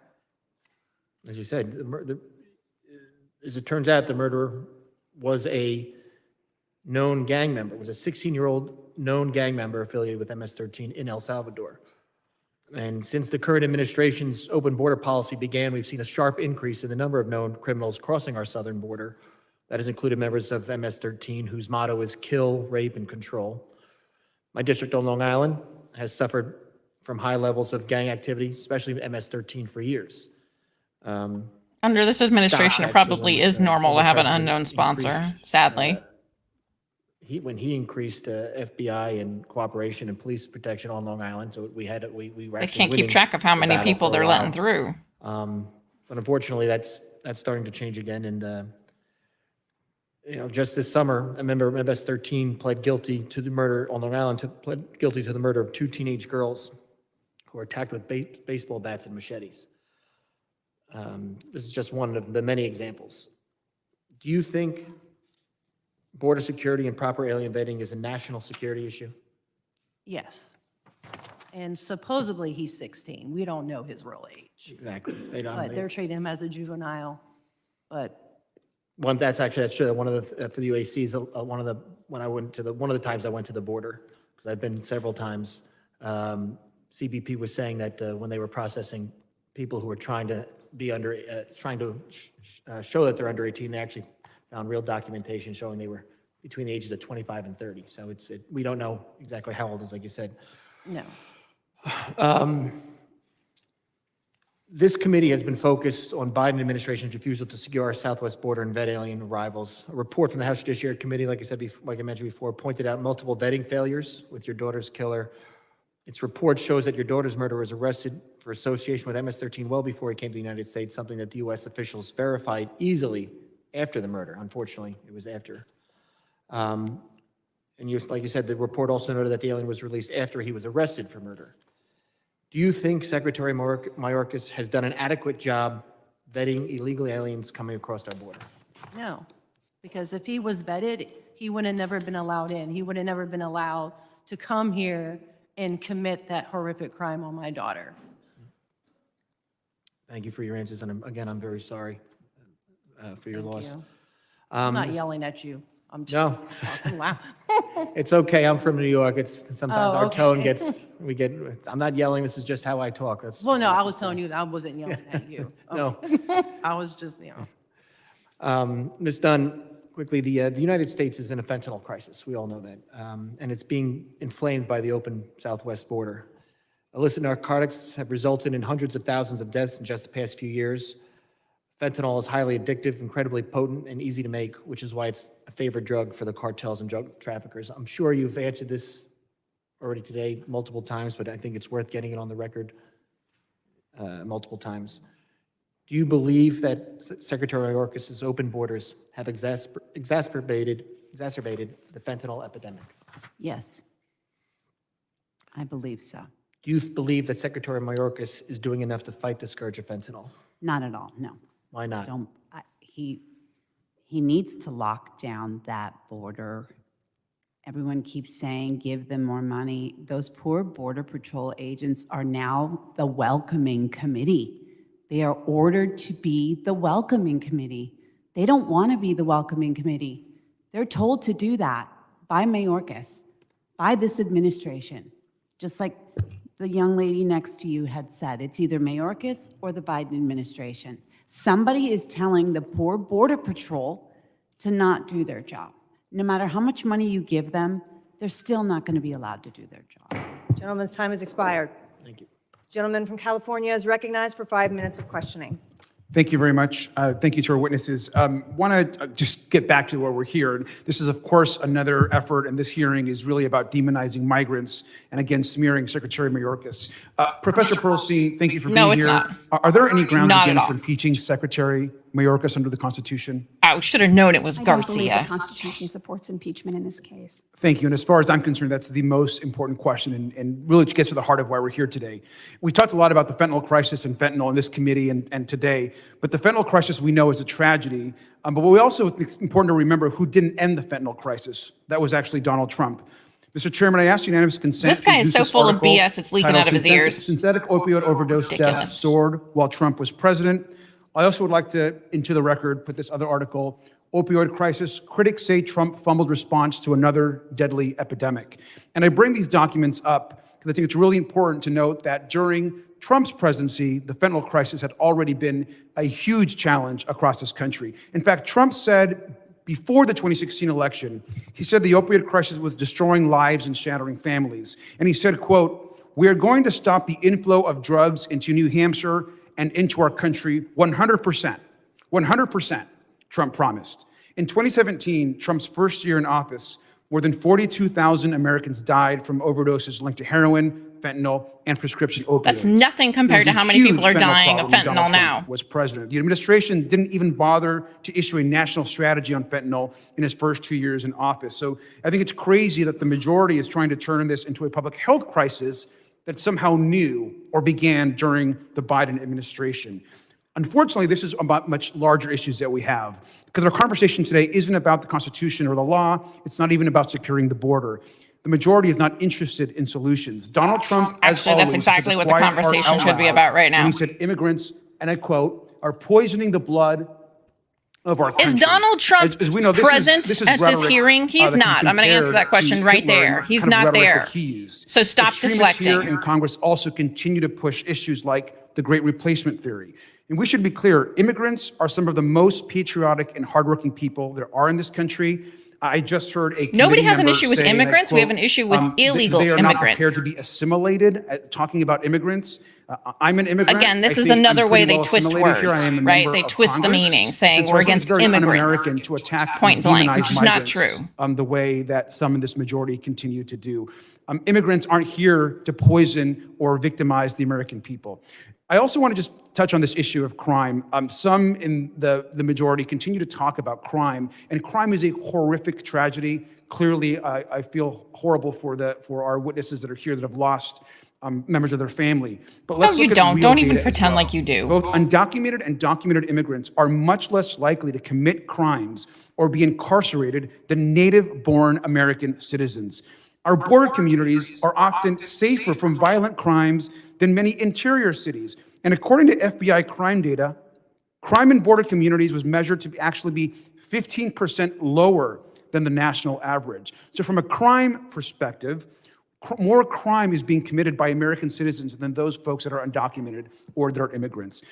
Democrats also want an orderly and secure border. We want real solutions to the fentanyl crisis, but we need to understand the problems we're trying to solve need solutions, legislation, not impeachments of the secretary, and certainly not impeachments of President Biden. The idea that any of these problems will be solved by the border alone, I think, is also crazy. These problems have existed for decades. We haven't had immigration reform or any sort of policy in over 30 years. And without legal pathways, we won't never have an orderly border. That is also a fact. And we can't have a conversation with a presidential candidate, a former president, who thinks immigrants are poisoning the blood of our nation, who thinks that we should build a moat with alligators along the border, who thinks that we should put spikes on the wall that he's trying to build, who has said that we should shoot migrants in the legs as they're crossing the border, who thinks we should send missiles into northern Mexico. These are the ideas being offered by the likely nominee of the Republican Party and by many on this committee and in the Republican majority. We need to have real solutions. We don't need Donald Trump's horrific policies to come back to this country, and we certainly shouldn't be impeaching Secretary Mayorkas. And with that, I yield back. I now recognize myself for 5 minutes. For months now, we have been hearing these staggering statistics about the catastrophe at our southern border, the millions of migrants coming across our border illegally, the human trafficking, the fentanyl, the lost unaccompanied minors. But today we hear something that is even more important than that. Today we hear the real personal stories of unfathomable loss and irreplaceable lives. And yet, even in the face of this testimony that we have heard today and the testimony that came before it, our colleagues across the aisle impugn the purpose and the necessity of this hearing, calling it a political sham, calling it a stunt, calling it theater. And they suggest that what we actually need to do is pass more laws. So as a former federal prosecutor and judge, I'll start today with a refresher on a few of the things that are currently illegal in the United States of America. It is illegal to traffic fentanyl in the United States of America. Human trafficking is illegal in this country. Theft is illegal in this country. Rape and murder are illegal in this country. What's more, the Department of Homeland Security has an absolute obligation to detain and remove those who enter this country illegally. We do not need more laws. We need a president of the United States and a secretary of the Department of Homeland Security who enforce the laws of this country. Yes. But what do we have instead? An administration that has deliberately subverted the duly enacted laws of the United States of America, that have deliberately defied the orders of courts in this United States of America, who have ordered and directed that they desist these unlawful policies. We have a Department of Homeland Security that has defied inquiries from the United States Congress. And as for the 27 appearances of Secretary Alejandro Mayorkas in front of this Congress, not one of those times did he admit that we have lost operational control of our border, that we have ceded control of our border to the Mexican drug cartels, or acknowledge the scope, scale, and crisis that our communities all across America face as a consequence, as a direct consequence of these lawless policies. Every single time an individual is allowed to enter this country unlawfully, Americans are less safe. Ms. Nobles, Mrs. Dunn, as a mother, I see my child and my family in those photos that you shared with us today. And it is truly something that we cannot fathom, the loss that you have each suffered. I thank you for your willingness to come here today and share with us your stories. I would like to hear your perspective, please, on what more Congress could be doing to support you and to try to prevent this type of unspeakable tragedy from happening in the lives of another family. We'll start with you, Ms. Nobles. I would like to see every illegal immigrant who wants to come here to be properly vetted and background checked. I hear a lot about more funding, resources, and all that. How is that going to help them do their job in the first place? They failed Kayla by not checking her murderer's background and did not make that one phone call. One phone call could have saved my baby's life. They didn't. And after he was arrested, they Child Protective Services took him and put him in an unsecured children's home with other children. And I know Americans commit crimes on other Americans, but why do we have to take other countries' trash? Why do we need them? Ms. Dunn? We talked about a lot today about more resources at the border. And I appreciate that and I respect that. But I don't think that members in this room and other rooms at the Capitol understand that we are actually at war. And we're at war with the cartels. We're losing our children. We're losing a generation of children. We're at war. We need our military at the border. That's what we need. We don't need more border patrol. We need our military at the border, stopping the drugs, stopping people from coming in. They can't come in. We're full. We're closed. That's it. Yes, girl, tell them. No more money. No more. No more sandwiches. It's closed. I'm sorry. Come through the proper channels. I am a first-generation American. My parents both migrated here. Guess what? They did it legally. Thank you, Mrs. Dunn. My time has expired. I now recognize the gentleman from New Jersey for 5 minutes of questioning. Thank you. Thank you to the witnesses for appearing here today. I appreciate you sharing your stories, and I'm sorry for your immeasurable grief. And the folks on this committee look forward to working together in a way where we can solve some of the challenges that are facing our country. But since this is an impeachment hearing, I will direct my question to Professor Pearlstein. As the professor has observed, there are provisions of the Constitution that are murky and subject to debate, and provisions that are clear. Article 2, Section 4 is clear. Treason, bribery, and other high crimes and misdemeanors are the only constitutionally permissible grounds for impeachment. My Republican colleagues have not come close to making a constitutionally sound case for impeachment against Secretary Mayorkas. They have incorrectly argued that the Secretary's designations of certain groups as eligible for parole constitutes, quote, mass parole, and is inconsistent with law. Each case is considered on a discretionary case-by-case basis, which is a requirement in the Immigration and Nationality Act. It is worth noting that parole authority has been used by every Clearly, this guy administration has since never been to President the border and Eisenhower doesn't know what they're to parole doing. 30,000 Hungarian nationals fleeing communism. Professor Pearlstein, does the Secretary's exercise of well-established parole authority constitute treason, bribery, or other high crimes and misdemeanors? I don't believe it does, no. Thank you. My Republican colleagues have also argued that Secretary Mayorkas is violating the law by releasing migrants awaiting adjudication of their asylum claims.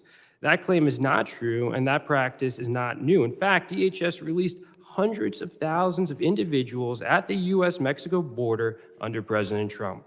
Professor Pearlstein, does detaining migrants in a manner consistent with the law and the resources provided by this Congress constitute treason, bribery, or other high crimes and misdemeanors? No, it doesn't.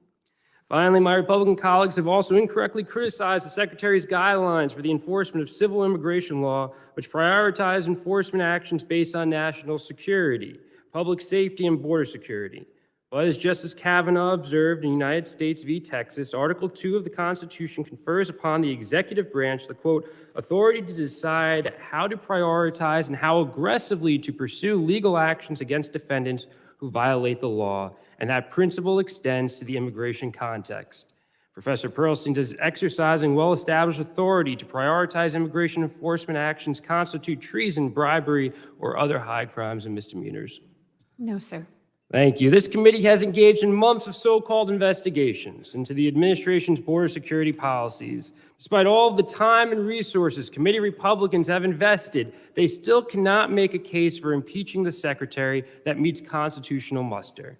Instead of wasting more time on a baseless impeachment, we should get back to the work of passing bills that will actually help solve problems. But Republicans don't seem interested in that. They made their immigration proposal, H.R. 2, as cruel and unworkable as possible, rejecting every amendment Democrats on this committee offered in good faith. Amendments some Republicans agreed would improve the bill. Everyone on this committee wants to fight the scourge of fentanyl in this country.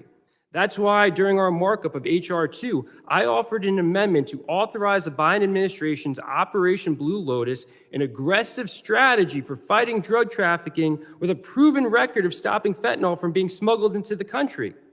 But every one of my Republican colleagues voted against it. Why? Because while they talk the talk, they refuse to walk the walk. H.R. 2, you talk about it in every response. What's your alternative to H.R. 2? Why does it have to be H.R. 2 or nothing? If you're serious about figuring out the border, work with us. Let's come up with another solution. But you go back to H.R. 2 every time you're challenged about the substance of what we're doing here while you are in the majority on the border. Come up with a second proposal or a third proposal that can pass this House, be signed into law, and we can get to work. You sit on H.R. 2. You point to H.R. 2. H.R. 2 and say, already passed the House. Meanwhile, you bring these witnesses here to talk about the tragedies they've experienced, but what are we doing now? What's your proposal now besides H.R. 2? There's nothing. There's nothing. This is about scoring political points. You want to make this administration look weak on the border? When are we going to put our country The administration does that for itself. I believe in you guys. I believe you want to do that. Let's do it. But talking about H.R. 2 as a solution is a farce. And one day I do hope that we can work together on these issues. I would love to do that because the work of this country is critical and we need to get to it. With that, I yield back. Now recognize the gentleman from New York for 5 minutes of questioning. I appreciate my colleague from New Jersey's comments. I do believe he's operating in good faith, but I just think he's wrong. And while there's squabbles between members of both parties in this committee, the executive branch has every power in its toolbox to get this done right away. It can reinstate Remain in Mexico, can stop the repositioning of border agents away from the border and towards migrant processing centers. It could do things on its own through executive action to clean up this mess. H.R. 2 is our response to that. That would require the administration to do those things to protect Americans. Madam Chairwoman, we've spent 13 months in this committee laying out the case that our border is not secure. And Americans are with us on this. 67% of Americans think the president is failing in his duty to secure the border. Much of our case in the last 13 months has been backed up by data, some pretty big numbers. Millions of migrants unlawfully mass paroled into the United States, hundreds of thousands of gotaways, and tens of thousands of fentanyl deaths. But today it's not about the data. Before us today are two actual victims of Secretary Mayorkas' open border. A mother whose daughter was sexually assaulted and murdered by an MS-13 member, and another member whose daughter was fatally poisoned by fentanyl.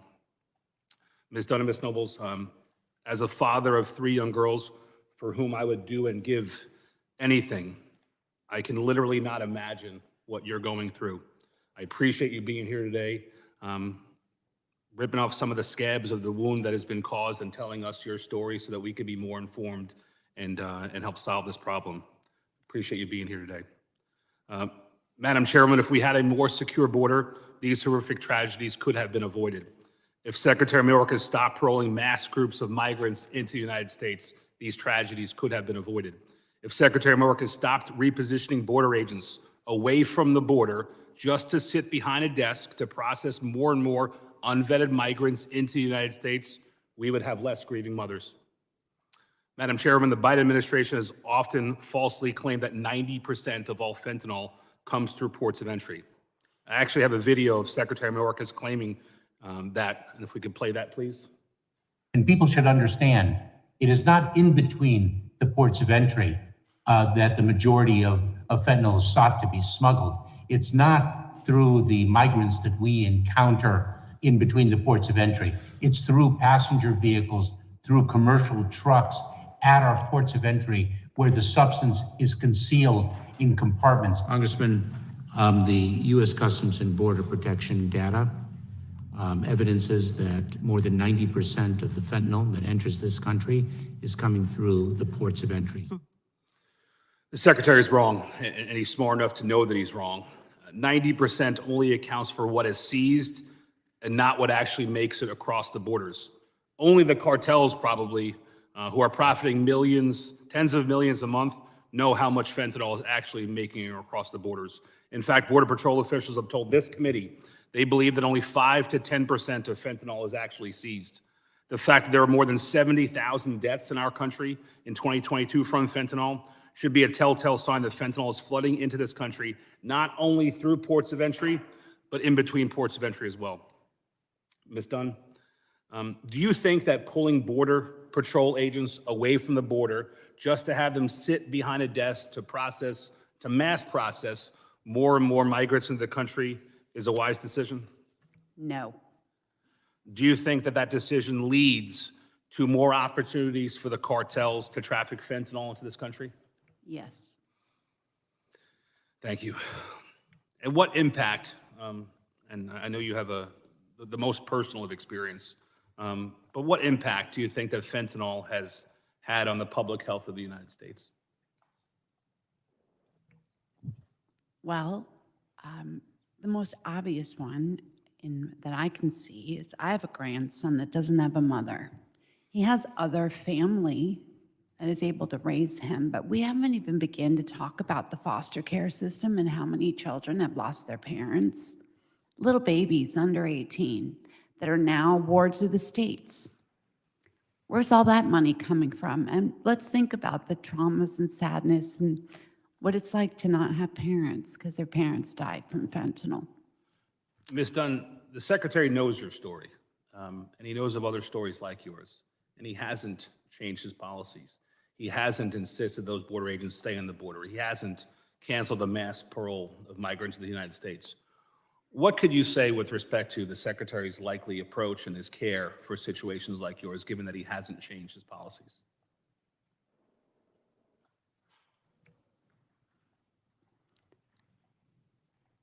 It's very difficult for me to contain what I would say. How about that? I appreciate that. I'd rather not say what I would like to say. You're a classy person, and I appreciate you being here before us today. I yield. The gentleman yields. I now recognize Ms. Clark from New York for her 5 minutes of questioning. Thank you, Mr. Chairman. I thank our ranking member. Good afternoon, and thank you to our witnesses for appearing here today, and to our bereaved mothers. You have my deepest condolences.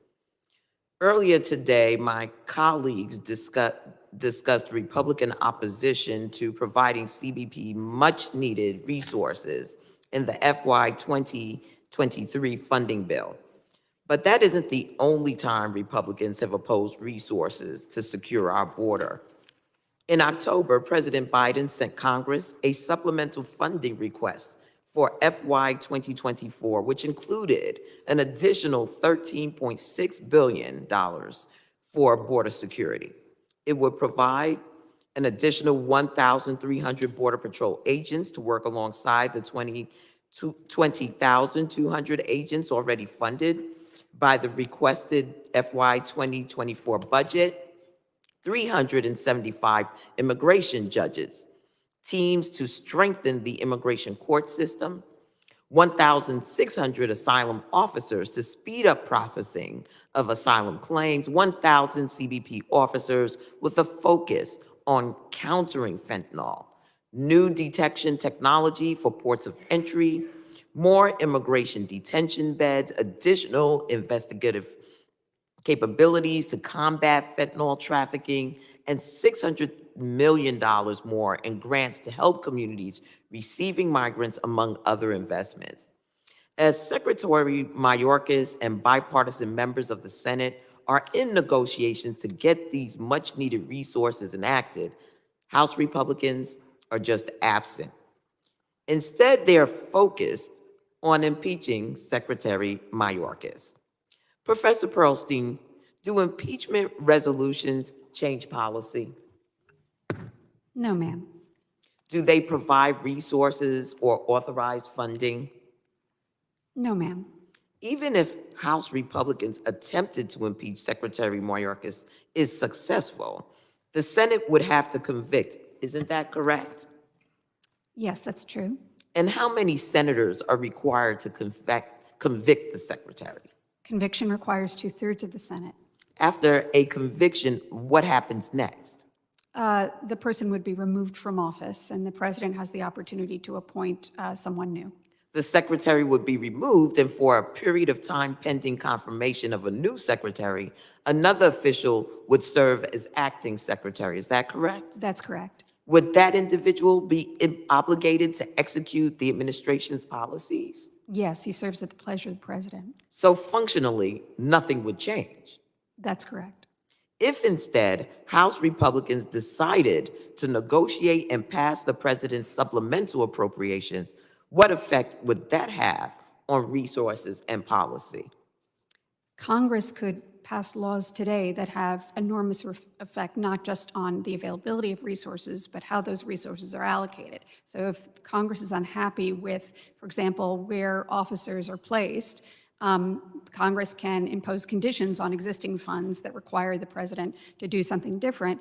If they believe that the president or the secretary is not complying with those laws, they can challenge them in court, and that's exactly the process that's been playing out in recent years. Very well.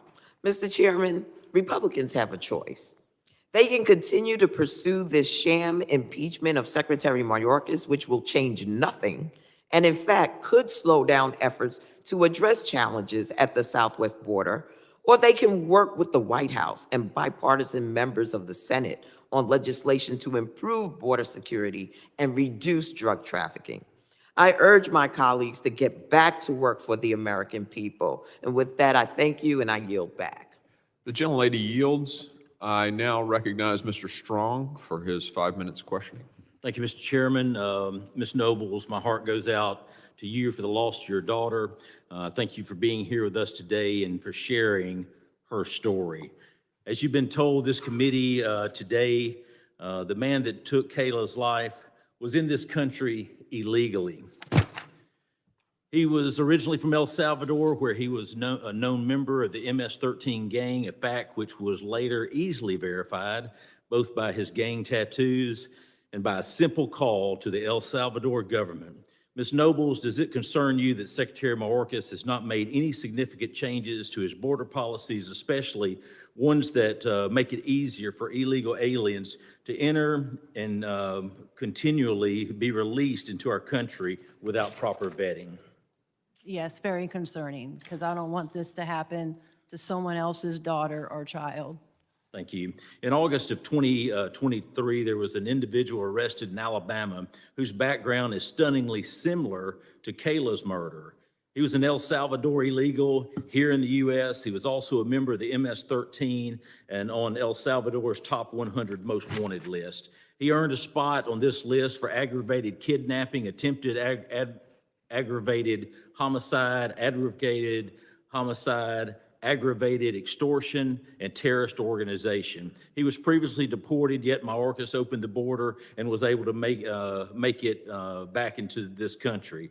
You start looking at this, Ms. Noble, this illustrates what we both know to be true. These are unfortunately not isolated events. As a matter of fact, from fiscal year 2021 to date, Border Patrol has recorded 41,162 arrests of illegal aliens with criminal backgrounds, approximately 88% higher than the combined previous fiscal years, the 4 years combined. Ms. Nobles, shouldn't just one instance that an illegal alien has endangered or taken the life of an innocent American like your daughter be a wake-up call to Secretary Mayorkas and President Biden? Yes, most definitely. As a member just said, there are no experts to raise their hands and say Mayorkas should be impeached. Ms. Nobles and Ms. Dunn, let me get one thing straight. You're experts.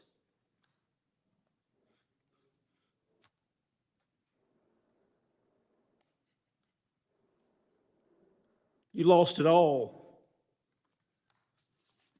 Hold it together, buddy. As a matter of fact, there's no crying in Congress. There's been more than just one instance. In Alabama alone, May 2023, an illegal alien from Honduras raped a teenage girl in a restaurant bathroom. November 2022, an illegal alien sodomized a 13-year-old boy. July 2022, an illegal immigrant from Mexico killed and dismembered a woman's body and her child. The lone survivor, a 12-year-old girl, escaped after watching this horrific scene and being held captive with the decomposing remains. How many more stories like this will it take for Secretary Mayorkas and the Biden administration to wake up? They don't care. The Stay in Mexico Act, it worked. The Stay in Mexico Act, it worked. I don't care which president was there, whether it was Obama, whether it was Trump, the Stay in Mexico Act worked. Process them, fuel up ICE air, send them back to the country of their origin. If not this, then what will compel them to act? I agree, Secretary Mayorkas is not the solution. He is part of the problem. He created this circus. He has failed to carry out U.S. law. 8.5 million illegals have crossed the southern border from 160 countries. They come into our country. They're invading our country from 160 countries. Fentanyl crossing the border by planes, mules, drones. Child slavery is rampant, and both sides of the aisle know it. 85,000 children illegally brought into America, and this administration says we have no clue where they are. No clue where they are. Guess what? They're in sex slavery in our country. Let me answer the fact. But I'm telling you right now, both of you are experts. You lost it all. You lost your daughters. You're an expert, Mr. Chairman. I yield back. Gentleman yields. I now recognize the gentleman from Oklahoma, Mr. Burkeen, for his 5 minutes of testimony or questioning. Thank you, Mr. Chairman. Given a markup that's going on in budget, appreciate your indulgences with me slipping in. Just as my colleague just talked about, just the great loss. Thank you both very much for your courage, given what you've been through. We know that the decisions by Mayorkas, in addition to just this administration's decisions, have caused chaos on our southern border. Just their reluctance to simply enforce congressional law, whether it's parole, detention, deportation. These are all things that Congress set up as a barrier to protect us against the heinous acts that the mothers in this room your families have been the victims of. I want to ask you, Ms. Nobles, in your testimony, you said that the El Salvadorian government had a documented criminal history of your daughter's murderer. Now, we're talking about an illegal alien who sexually assaulted and murdered your daughter. And they were aware of this involvement and that there was an MS-13 gang membership was also associated with this individual. How long after your daughter's death were you made aware of this? At first, we did not know that it was MS-13 until after the DNA evidence came back, linked him, and then once he was arrested, then we were told it was an MS-13 gang member. And he has like 11 charges against him right now. And what was the federal agency that provided that information to you? It was no federal. It took the local detectives to find out that he was MS-13. And when you were told this, were you given an explanation why DHS, Department of Homeland Security, never checked his body, tattoos that would bring about, suspicion, or contact the government to ask if he had affiliations or a prior criminal history? Have you had a chance to ask DHS about that failure? No, DHS and DHHS has failed to make a comment or say anything to me about Kayla or anything.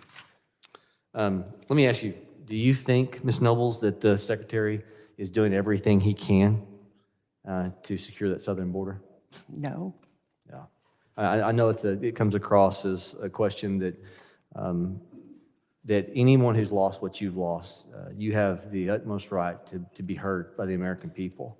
It's one thing to talk about this. It's another thing to be victimized by someone's refusal to enforce what the law of the land is, what congressional law is.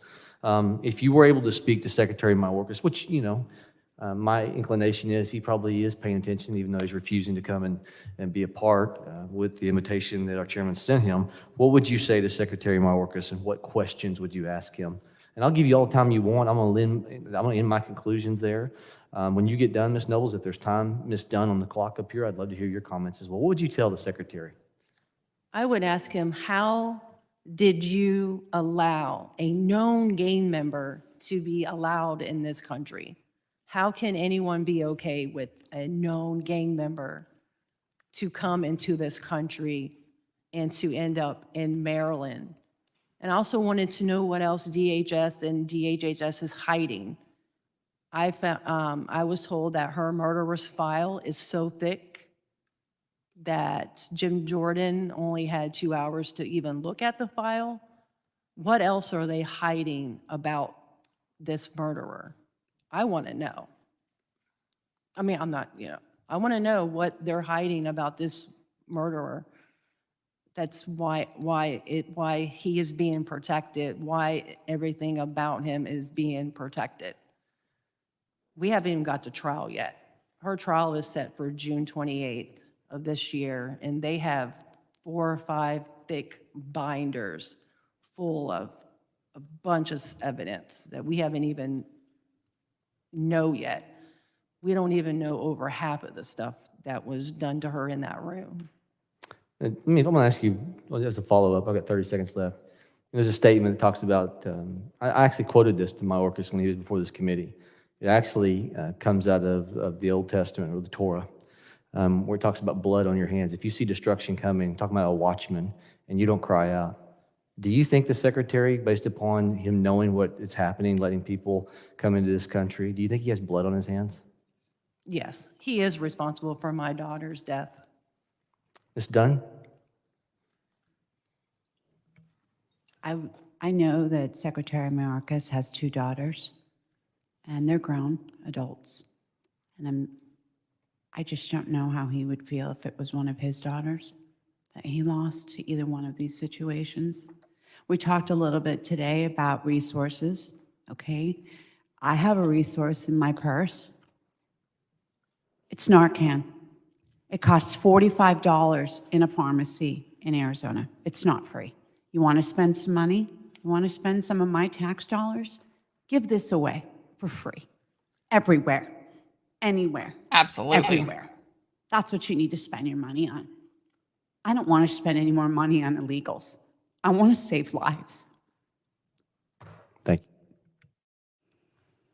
you. Gentleman yields. I now recognize the gentleman from Texas, Mr. Luttrell, for 5 minutes of questioning. Thank you all for coming today.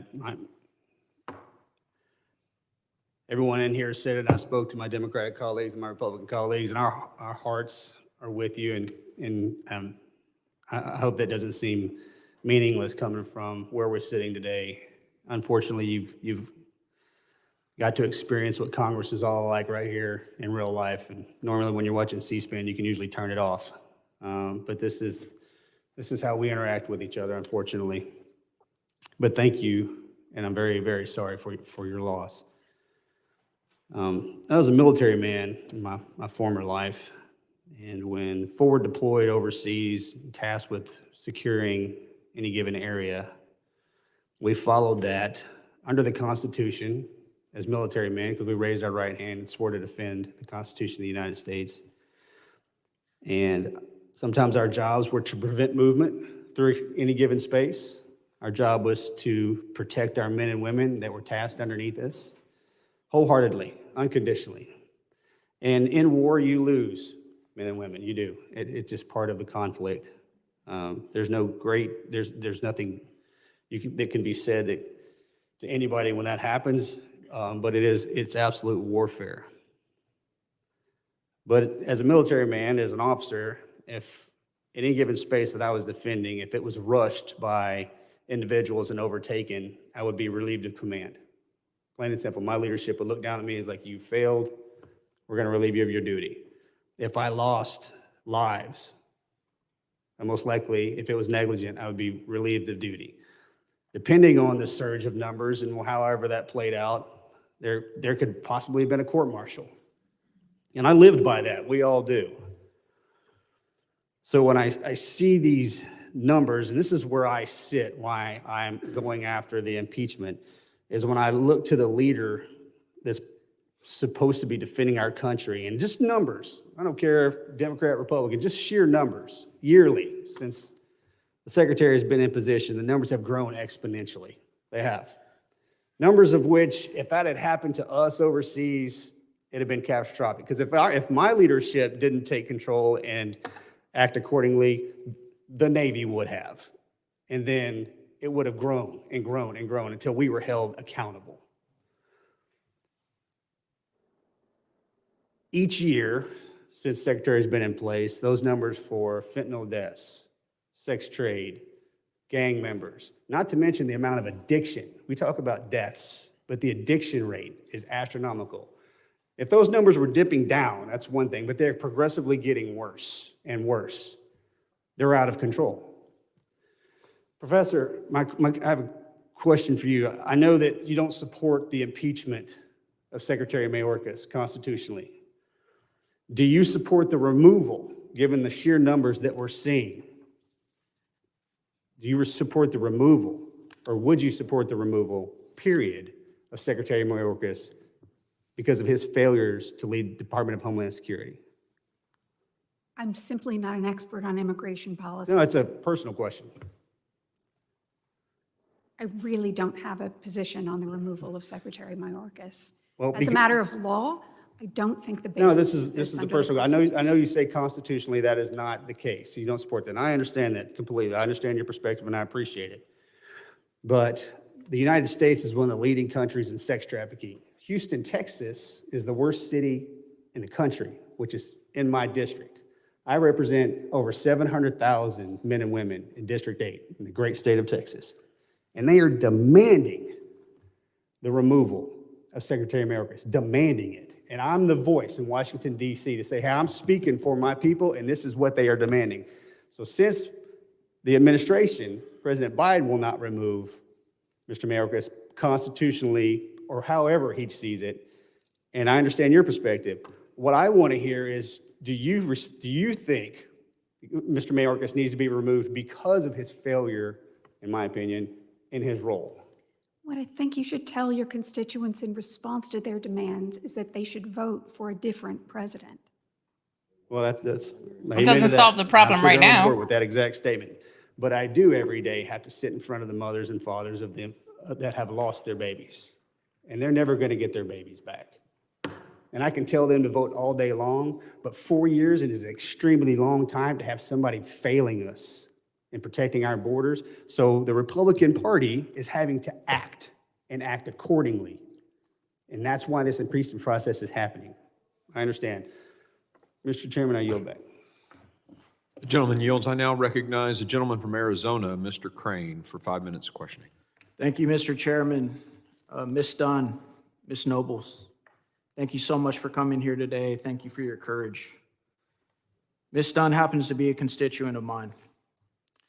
She once confronted me at a town hall in Yavapai County and begged me to do something about this invasion at our southern border.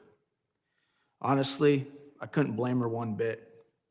As a father, I would have done the exact same thing that you did, ma'am. Ms. Dunn, after listening to my Democratic colleagues today, I think you probably had a decent idea of what the problem was before you came up here, but I think it's a lot more in focus now, is it not? I'm glad you had a chance to confront the problem today. We will continue to confront the problem, but I'm glad you got a chance to see it for yourself. Ms. Pearlstein, you said during the audio recording that the chairman played, one of the criteria for impeachment is serious offenses against public trust. Is it just You me, still or is stand by this everyone comment from today? the Democratic side gone? As I've explained When before, they pan out again, look on the offenses right. against the public trust are instances There's like in which nobody an sitting there. official is willfully acting for his own benefit or the benefit of his own power or on behalf of a foreign power. Thank you. How is this border crisis that has been planned and executed by Secretary Mayorkas not a serious offense to public trust, Ms. Pearlstein? Having read through the materials, I see no evidence that Secretary Mayorkas has acted on behalf of his own benefit, financially or politically. And I see no evidence that there is collusion or other cooperation or acting on Ma'am, behalf do you of see, foreign do you power. see evidence of betrayal of public trust? If you need help finding that, ma'am, look to your right. There's two mothers in here that have had their complete lives destroyed, their families destroyed. I'm going to ask Ms. Dunn, has your public trust in Secretary Mayorkas and the Department of Homeland Security been broken? Yes, sir. Ms. Nobles, Yes. do you guys feel betrayed by Secretary Mayorkas and the Department of Homeland Security? You guys know his job is Secretary of Homeland Security. His job, in his title, is to protect the homeland, Homeland Security. Do you guys feel betrayed? Yes. I thought so. Ms. Pearlstein, are you familiar with Article 4, Section 4 of the Constitution, often known as the Invasion Clause? Yes, I've read the Constitution. That's not what I asked, ma'am. I asked if you're familiar with that Yes. article. Yes. Thank you. I'm going to read it. The United States shall guarantee to every state in this union a republican form of government, and here's the point, and shall protect each of them against invasion. Ms. Nobles, Ms. Dunn, do you think that this Homeland Security Secretary is protecting these states against invasion? Is protecting Arizona? Ms. Dunn? Arizona is not protected against invasion. Ms. Pearlstein, after having me read that, do you think that this secretary is protecting the 50 states against invasion? The word invasion in that clause is not in reference to migrants who are not trying to overthrow the government of the United States. Oh, We it's don't know interesting that. You say that, ma'am. Very interesting that you say that. Ma'am, Ms. Pearlstein, have you ever studied unconventional warfare? Any idea what that term means? I've heard that term used. I'm What do not you an expert in unconventional warfare. Do you have any idea what it might mean? Go ahead, take a stab at it. I would rather hear your definition. Okay, great. Do you think in any wild and unprecedented strategy in the history of the world, one of our adversaries might try and send their soldiers to infiltrate our country using our wide open border, not putting them in uniforms, and having them come and present themselves in front of our Border Patrol agents and tell our Border Patrol agents, oh, we're just innocent immigrants. We just want a better life. Do you think that's even possible, Ms. Pearlstein? Might anyone ever lie at the border? Yes. Okay. So it is possible that tens of thousands, you know that's how many we're getting a day, right, ma'am? About 10,000 a day? 10 to 15,000 a day? Are you aware of that? I'm not aware of any statistics. Okay, well, I'll fill you in then, ma'am. You're in the Homeland Security Committee. It's about 10 to 15,000 often, sometimes 12,000 a day. That's more than a combat division coming through our southern border from 160 countries, some of which are adversarial. And I'm going to tell you right now, unconventional warfare has been used since the beginning of time. These people aren't stupid. They're using access to our country to bring in individuals who want to do harm to it. I've been in the classified briefs. It's a fact, ma'am. How many families have to be ruined? How many mothers have to sit next to you before you come to understand this is an invasion of our country and he's in complete dereliction of duty of his constitutional oath to protect and defend the United States of America? How many, ma'am? Would we need to have 100 here today for you? Impeachment will not address the policy problem you describe. That's not a policy problem. That is him completely derelicting his oath to protect and defend the Constitution of the United States. I read you the invasion clause. He is not doing that, ma'am. He's in complete dereliction of doing it in accordance with the other laws that other committee members have read to you today. And I think it's sad. This shouldn't be a partisan issue at all, and you know it. I yield back. The gentleman yields. I now recognize Ms. Titus, the gentlelady from Nevada, for her 5 minutes of questioning. Thank you, Mr. Chairman. I, too, offer my deepest sympathy to the witnesses for their loss. Professor, you're the only expert in here on this topic. Would you say one more time for the record if the Constitution covers what Mr. Crane called dereliction of his oath, or any of the things that are being addressed here in terms of grounds for impeachment? I don't believe the record supports grounds for impeachment here, no. And are you in the mainstream of other constitutional scholars who have taken this position, written letters to the Post, written letters to our chairman, been public about this impeachment? I signed a letter that was in addition to another dozen or more bipartisan set of constitutional law scholars who took the same position. And I want to emphasize that was a bipartisan list of scholars who are very versed in this topic and who know it better than any of us sitting up here. So it was interesting to me that when I heard Ms. Green and her tirade against you saying, we're not talking about the Constitution. She actually had the gall to say, we're not talking about the Constitution. And she's the one who entered the resolution that we are considering. So if we're not talking about the Constitution, what are we talking about? Well, we're wasting our breath talking about history, talking about precedent, talking about previous cases, talking about the language of the Constitution. That is what you're talking there about to the original do. intent of the Talk Constitution. about history and precedent. Obviously, the people on that side And of the room laws. are not talking about the Constitution. So they are throwing out 200 years of precedent. They're ignoring the interpretation of all these constitutional scholars. They're disregarding some of the comments that have been made by members of their own party about the folly of this resolution and this pursuit. So if we're not talking about the Constitution, then what are we talking about? It's a political stunt. It's an attempt to distract from a do-nothing Congress that's done nothing, and even less compared to the do-nothing Congress so named by Truman. And, I see another quote that I think is relevant. It was by the Assistant Secretary of Labor, Mr. Post, who they brought up to impeach in 1920. And by the way, it's only been done one time over 100 years ago, but they tried it in 1920. And his response was, it was mental dullness at high tension. I believe we've seen a lot of evidence today. See, this woman clearly just showed she doesn't know what she's talking about when she said it was only done one time, and we know that it was done at least 2 times. Misinformation, with accusations, with demeaning comments, that was mental dullness at high tension. So if we're not talking about the Constitution. No, we're ma'am. just trying Listening to use you is mental constitutional dullness. terms to pretend like stump the professor. We know more than they do. I would say that my colleagues across the aisle are simply just trying to put lipstick on a pig. And I yield back. The gentlelady yields. I now recognize the ranking member for his closing statement.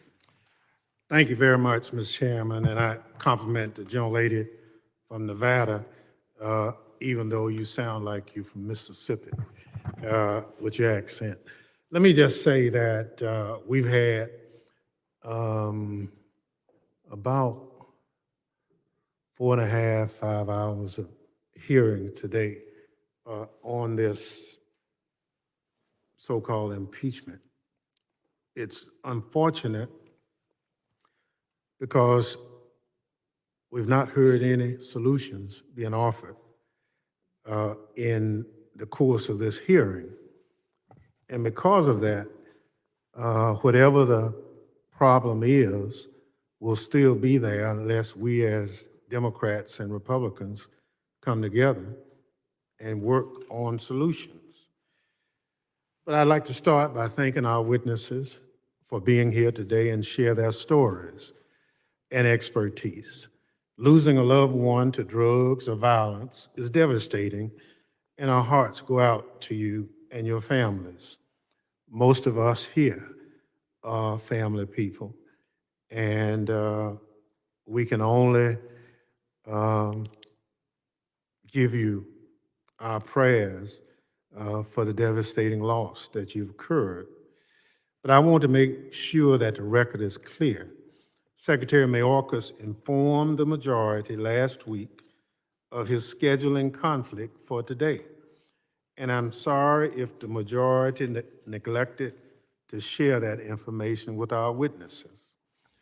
I'd also want to make Speaking at an very event clear for that mayors Democrats should are not committed be to a enacting policies that will conflict actually when you're address being these issues.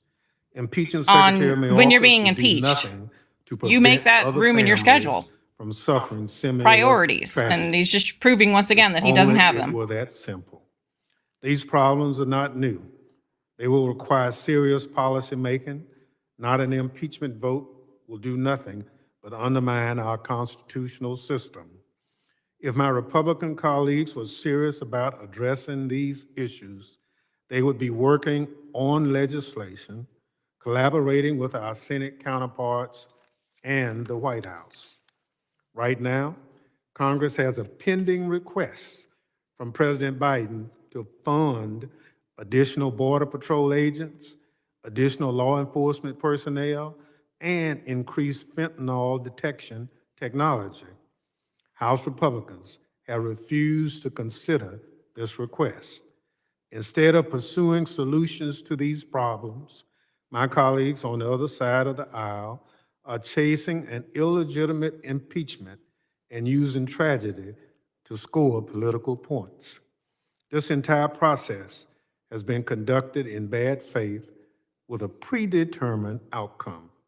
It's clear from my earlier parliamentary inquiries that the chairman has not established any due process or procedures for this sham of an impeachment. And the majority has refused to work with the department to find a day and time to hear from Secretary Mayorkas, despite his offer to do so. Let's not forget that my Republican colleague forced their border bill, H.R. 2, through this committee without considering any Democratic input, resulting in a bill full of unworkable provisions that would create chaos on the southwest border. They know as well as anyone that H.R. 2 never had a chance of becoming law. Senate Republicans and Democrats are working together in a bipartisan manner and with the direct involvement of Secretary Mayorkas to try to fix the issues Yeah, raised sounds here exactly today. the same, doesn't it? Because they have nothing else Yet to instead say. of joining that conversation, So they just got to repeat the same thing and over and using over the again. powers of the Congress to create change, House Republicans are pursuing a partisan impeachment effort that will achieve nothing. Perhaps this is because a bipartisan reform bill would take away from a Republican political talking point.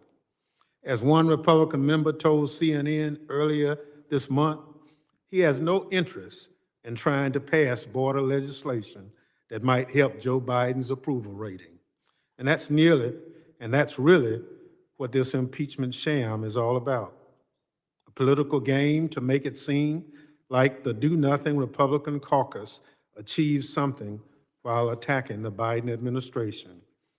And it's the American people that are paying the price of Republican inaction. Right, that was when he made what This he thought was the impeachment stellar hearing point about just following the distracts rules and from the regulations. important work And then he the just stopped DHS talking is because I think he doing lost to his secure place the or something. border I don't know. and enforce immigration laws. So let me share some of that work. From May to September of 2023, DHS removed or returned at least 360,000 non-citizens from the United States, more than any other 5-month period in the last 10 years. Because you've let From through April more than 2022 anyone to else in the September last 10 years. Let's not 2023, forget that, DHS sir. Let's talk arrested about the nearly millions that have 17,000 come through. suspected human 300 and smugglers something is and seized nothing in more than comparison. $13 million in currency. And in fiscal year 2023, DHS stopped over 43,000 pounds of fentanyl from entering the country, resulting in over 5,600 arrests. Again, President how Biden much has not requested been the caught? necessary funding, but Let's do that based Republicans on would rather percentages, shut down the entire based on the number of federal people that you have let through. and give President Biden another win. Mr. Chairman, what other conclusion can the American people draw but that House Republicans don't actually want to fix the problem on our southern border. I don't think The it's House Constitution Republicans gives that don't want to Congress fix the problem. broad and expansive powers to create laws and shape the policies we want to see. It gives us strong tools to perform oversight over the execution of those policies. Yet, that's not what we've seen here today. Those real levels of power don't seem to be flashy enough for my Republican colleagues. They don't want to do the hard work of creating workable laws or collaborating or compromising. It's far easier to demand impeachment instead of engaging in a good faith effort to improve Homeland Security. House Republicans are more interested in giving interviews on Fox News. As Professor Pearlstein has explained today, there's no constitutional basis for impeaching Secretary Mayorkas. We heard the same from Professor Bowman last week, and we heard the same from the many other constitutional law experts that have written our committee. There's reason they have not brought a constitutional expert to testify in support of this impeachment. There are no constitutional basis for impeachment. Democrats will continue to keep our focus throughout this sham impeachment on what our obligations are under the Constitution. As I said last week, Mr. Chairman, when your members are ready to work and to use the actual power given to us by the framers to address policy problems, I guarantee you House Democrats will do our best to work with you. But until then, we'll continue to call out this do-nothing approach. With that, Mr. Chairman, I yield back. The gentleman yields. I would like to spend my closing statement reviewing why we've held impeachment proceedings against Secretary Mayorkas, since my Democrat colleagues still don't seem to get it. Secretary Mayorkas has willfully and systematically refused to follow immigration laws written by Congress. Indeed, he has unilaterally created policies that violate the statutory provisions of the immigration laws related to enforcement. In fact, most courts that have actually heard relevant arguments and decided on the merits agree. The problem is, when the arguments on enforcement went to the Supreme Court in the United States versus Texas, the court refused to decide the matter. The court said it was not subject to judicial review, and they pointed Congress to remedy via impeachment. The court said, if the states can't get relief from the courts, they can get relief from Congress, who can impeach the offending official. Well, now Congress is the proper forum to resolve this dispute. We now have to decide, does the legislation enacted by the people's duly elected representatives mean anything? Or can the secretary just do whatever he wants in direct contradiction to the mandatory language in federal law with impunity? I argue that he cannot continue to not follow the law without consequences. This isn't a policy difference. This is a matter of following the laws written by Congress, and thus a matter of constitutional significance. Today's minority witness recognized back in 2019 that someone could be impeached for a breach of trust. James Madison, the primary architect of the Constitution, was elected to the House of Representatives to serve in the first Congress. At that time, a bill was proposed to create a Department of Foreign Affairs, now the State Department. Concerns were raised that if Congress created such a department, it could be filled by people who abused the public trust. Madison worried about it, and I quote, the difficulty of displacing those who are unworthy of the public trust, end quote. But he pointed to a solution for that concern.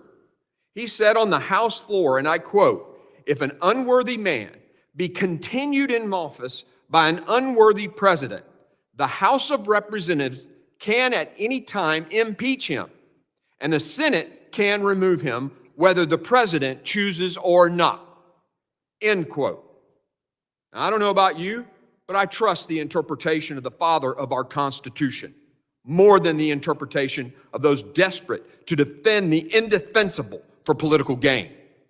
The president has chosen to continue to keep an unworthy man in office, and it is now the duty of the House of Representatives to impeach Secretary Mayorkas and the Senate to remove him from office. The minority witness said we could pass laws to address these issues. But to what end? The Secretary has already shown he will not follow the laws passed by Congress. Secretary Mayorkas has consistently and deliberately violated duly enacted laws under the Immigration and Nationality Act that Congress has put into place to protect Americans and guard our nation's sovereignty. Secretary Mayorkas has refused to comply with court orders regarding those very laws in good faith. Additionally, Secretary Mayorkas has on numerous occasions lied or misled the United States Congress and the American people regarding the existence and scale of the border crisis that he created. Secretary Mayorkas told the House Judiciary Committee on April 2022 that he had operational control of the southern border, according to the definition laid out by the Secure Fence Act. By the way, that definition was passed into law by Joe Biden, Barack Obama, and Hillary Clinton. And of course, Secretary Mayorkas' own former Border Patrol chief testified before this committee in March of last year that according to the statute, DHS does not have operational control. Secretary Mayorkas' pure dishonesty was on full display. Again, not a policy issue. To those claiming this impeachment hearing is against the Constitution and against the separation of powers, I'm sorry, that's ridiculous. President Biden and Secretary Mayorkas are the ones who have trampled on the Constitution and the separation of powers by ignoring a co-equal branch of government. As far as I understand the Constitution I swore an oath to at age 17 on the plane at West Point, Congress writes the laws and the executive branch executes those laws. But that is exactly, absolutely not what Secretary Mayorkas has been doing when it comes to our country's immigration laws. In fact, he's been spitting on those laws and thus the Constitution in the last 3 years. Impeachment is our final remedy. We're left with no other choice. This is also not a resource issue. Democrats are wrong when they claim that the reason this border crisis is happening is because there aren't enough resources at the border and that Republicans have refused to fund the Border Patrol. First of all, House Republicans have voted substantial increases in funding for CBP above the president's requested amount. In fact, funding the Border Patrol operations and related Southwest border requirements increased $2.2 billion since FY 2021. Additionally, House Republicans, in the FY24 Homeland Security Appropriations Bill, where we fund the government, increased border security funding again above the president's proposed budget. On top of this, H.R. 2, the Secure Border Act, would fund a Border Patrol force of 22,000. Yet did any Democrat here vote for that? No. It's the definition of hypocrisy. Secondly, Secretary Mayorkas actually asked for less money each year to fund detention. The one thing that is a deterrent to people coming and making that trek. Third, it won't matter how many resources we have at the border if the policies don't change and follow the laws written by Congress. Exactly. President Biden's supplemental package would do nothing to secure the border between ports of entry, and it would do nothing to stop the flow of migrants to our border. No, every cent of Biden's supplemental package would go directly toward funding mass catch and release policies. That is a non-starter. That's what's created the crisis in the first place.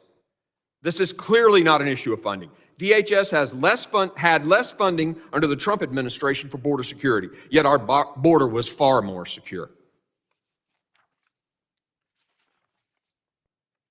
Funding Biden's supplemental package won't fix the crisis at the border. It will fund it. Again, it's not a funding problem.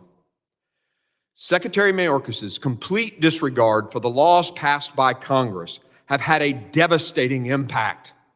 That's what we learned today. Everyone knows the numbers As one Texas sheriff has said, and I quote, "It's quite frankly a tsunami of death that has crashed into the United States over our southern border. It's killing Americans wholesale, and it's just an epic slaughter manufactured by the cartels. If you don't secure the border, it is going to continue," end quote. Slaughter is the right word to describe what fentanyl is doing to our country, to our young people, to many of our sons and daughters. What else do you call 100,000 overdose deaths in 2021? And a comparison was made earlier today between incarceration rates of native citizens and immigrants. Well, whatever that is, it misses the point that every crime committed by anyone who's here illegally is a completely preventable crime. If you shut the border, those lives are saved. Not to mention that anyone who's here To prevent illegally those committed a crimes, crime we coming only here. enforce the immigration laws on the books, which is exactly what Secretary Mayorkas is willfully not doing. This hearing is titled Voices for the Victims, the heartbreaking reality of the Mayorkas border crisis. Tammy Nobles' daughter, Kyla Marie Hamilton, no longer has a voice. Josephine Dunn's daughter, Ashley Marie Dunn, no longer has a voice. That's why we held this hearing today. It is our duty to be the voices of those who can't speak for themselves and to demand accountability on their behalf. And finally, to Secretary Mayorkas, who couldn't be bothered to show up today. Secretary Mayorkas, you have one job: follow the laws and secure the homeland. Yet you allow criminal aliens to walk across our border, to spit in the face of our country's laws, and to exploit vulnerable migrants. Secretary Mayorkas, you have one responsibility: follow the law and secure the homeland. Yet you allow massive amounts of fentanyl to flow across the border and poison tens of thousands of Americans. Secretary Mayorkas, you have one duty to follow the law and secure this homeland. Yet you refuse to let our Border Patrol do its job and keep criminal aliens from coming across the border or allow ICE to deport all criminal aliens when caught. You had one job, one responsibility, one duty, and you have refused to fulfill it. Over and over again, you have refused to follow the laws and to secure our homeland, yet you shrink your responsibility. This is utterly disgraceful. Now, I'd like to make a few other points. Someone today has made a point, I can't recall if it was a member or the minority witness, that if you remove the secretary, there'll be no change because they'll just put another guy in there like that.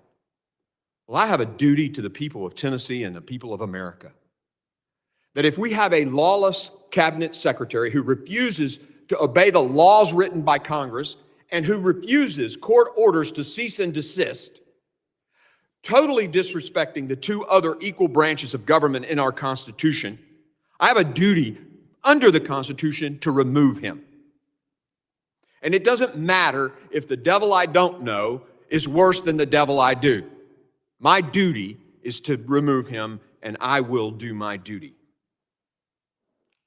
There have been some, I think, we'll say disingenuous comments about our efforts to get Mr. Mayorkas here today. We have tried for months and months to get him to come and testify on the border issues. The only time he's come is when he's constitutionally or legally mandated to present the national threats briefing. He came with the director. I was glad he was here for that.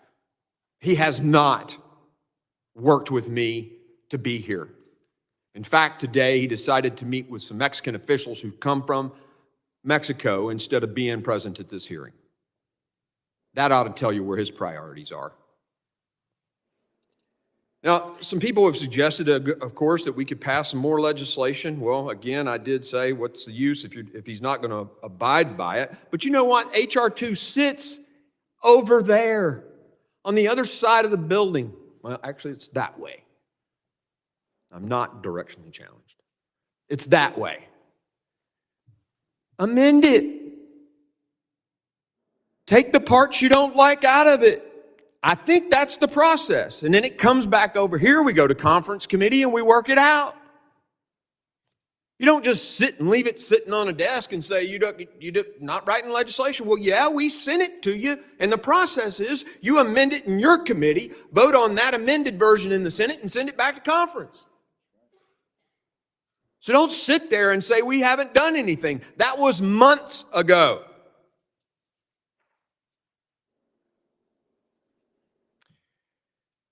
And I have to address the ranking member's suggestion that we would use these young women as political pawns to make a political statement. I am offended by that. His closing remarks could have been made at a political rally. It's despicable to suggest that I would use the two of you as political stunts. I'm trying to show that every American is unsafe right now with these ridiculous border policies. What happened to you ladies and your daughters could happen to any American. And the reason they've happened is because the secretary isn't following the laws passed by this body, both Republicans and Democrats. And if he were a Republican, I'd be saying the exact same thing. It has nothing to do with politics for me. I spent 24 years prepared to give my life for this country. And at times I thought I might have.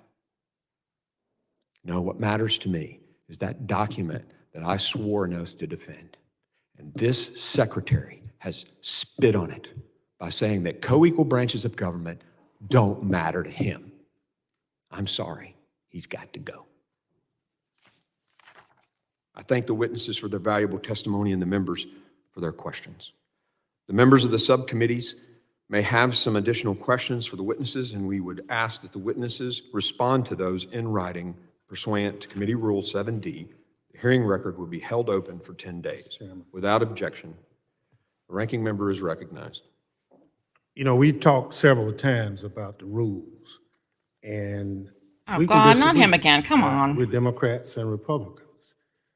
But I call your attention to House rules that you referenced my comments that they were despicable. That's against House rules. Actually, calling you despicable would be against House rules. Calling your words despicable are not. I can even say it's dishonest what you said. I can't say you're a liar. It's very clear, and I've made that distinction before, actually gaveling down comments made by a Republican. She actually, in that case, called the secretary a liar. She didn't say, others have said that those words are dishonest or that's a lie. You can say that. You can't say the individual is a liar. Your words were despicable. I didn't say anything about you personally. Well, then I'm clear, as long as you didn't make Benny Thompson. Yeah, I would never say that about an individual sitting in this committee. But I was very disappointed with your accusation that I would use these individuals as political pawns. Mr. Chairman, your disappointment is fine. But one of the tenets of who we are as a democracy is that I have an opinion. We are And a you have constitutional an opinion. republic. And let's respect that. And so as long as you understand that we don't have to, we can disagree on the words. I was just trying to get clarification about that. And since you say you wasn't talking about me specifically, then I'm fine. I yield back. Gentleman yields. The committee stands adjourned.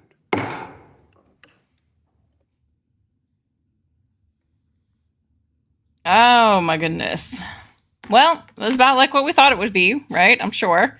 Similar to the other ones, the Democrats being completely oblivious and reading, as I think it was Snoopy he was pointing out, reading from the same script that they always do. And the Republicans trying to say, what is wrong with you people? Why are you not seeing this? Yeah. SoCal Squatcher says, Dear Lord, replace it with a better version, please. Amen. Yeah, it is absolutely crazy. So just as a follow-up, so this did happen on last Thursday, January 18th. And they are going to, where do I have it? Right here. There we go. Now it's bigger so you can see it better. So they're going to vote. They're going to have a vote on his impeachment resolution on January 31st. So that is in 9 days. The House Homeland Security Commission plans to vote on January 31st on an impeachment resolution of Homeland Security Secretary Alejandro Mayorkas, moving closer to making him just the second cabinet secretary in history to be charged with a high crime and misdemeanor. Well, there you go. He's making history. A source familiar with the matter told CNN the plan is to have the committee vote on 31st, teeing up floor action as early as February. The panel is holding its second and final Mayorkas impeachment hearing Thursday, which is what we just watched. House GOP leaders have been growing confident that they will have the votes to swiftly impeach Mayorkas over the migration problems. I love how they keep calling it a migration problem instead of illegal immigration, which is what it is. They like to, to take the humanity out of it by calling it migration. Now that a number of swing district Republicans have signaled their support as the immigration issue remains front and center in the 2024 campaign. But with a razor-thin majority, it's still uncertain how a floor vote will pan out as Democrats call the unprecedented move reckless and blame Congress for the failure to fix immigration laws. I think it was Dave Hurley who said he likes how the Democrats are blaming the Republicans for the mess that they made, that a Democratic administration made. So apparently the Republicans have to fix the Democratic mess. And a DHS spokesperson on Thursday accused House Republicans of wasting time by pursuing the impeachment and called the effort a harmful distraction from our critical national security priorities. What those critical national security priorities that you aren't doing anything about. So we shall see what happens. The vote is on the 31st. I'm sure they will make that public. So we will watch that and see how that goes. And we'll see. We'll just keep following this. And tomorrow I am going to be doing, so we don't have any live hearings this week. So we're going to be watching some that were happening last week. Like I said, that we weren't able to watch because we were watching other ones. They held quite a few at the same time.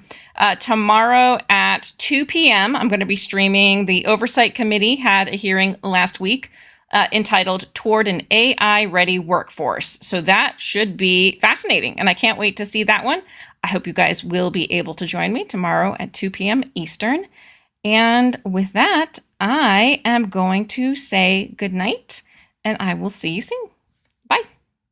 Lay you down on the softly spoken words and notions that delight, but you're right down the path I know too well.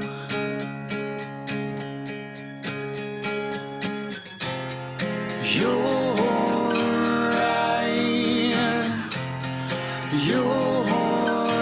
right, but in my head there's a picture of me finding who I am and who I should be. I've lost myself in the insanity.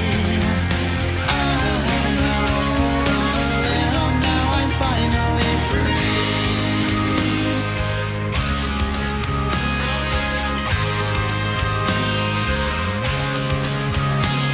Slow me down, though the past is broken.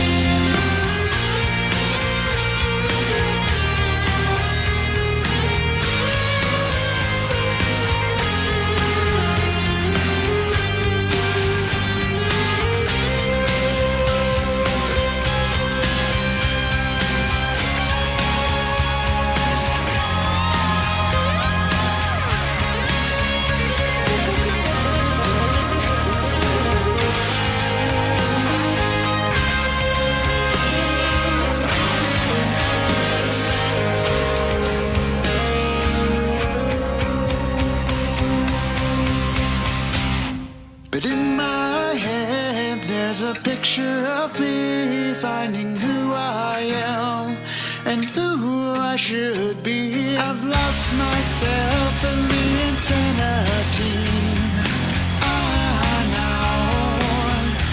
Now I'm finally free. I'm out on a limb. And in my head, I'm out on a limb. And in my head, I'm out on a limb. And in my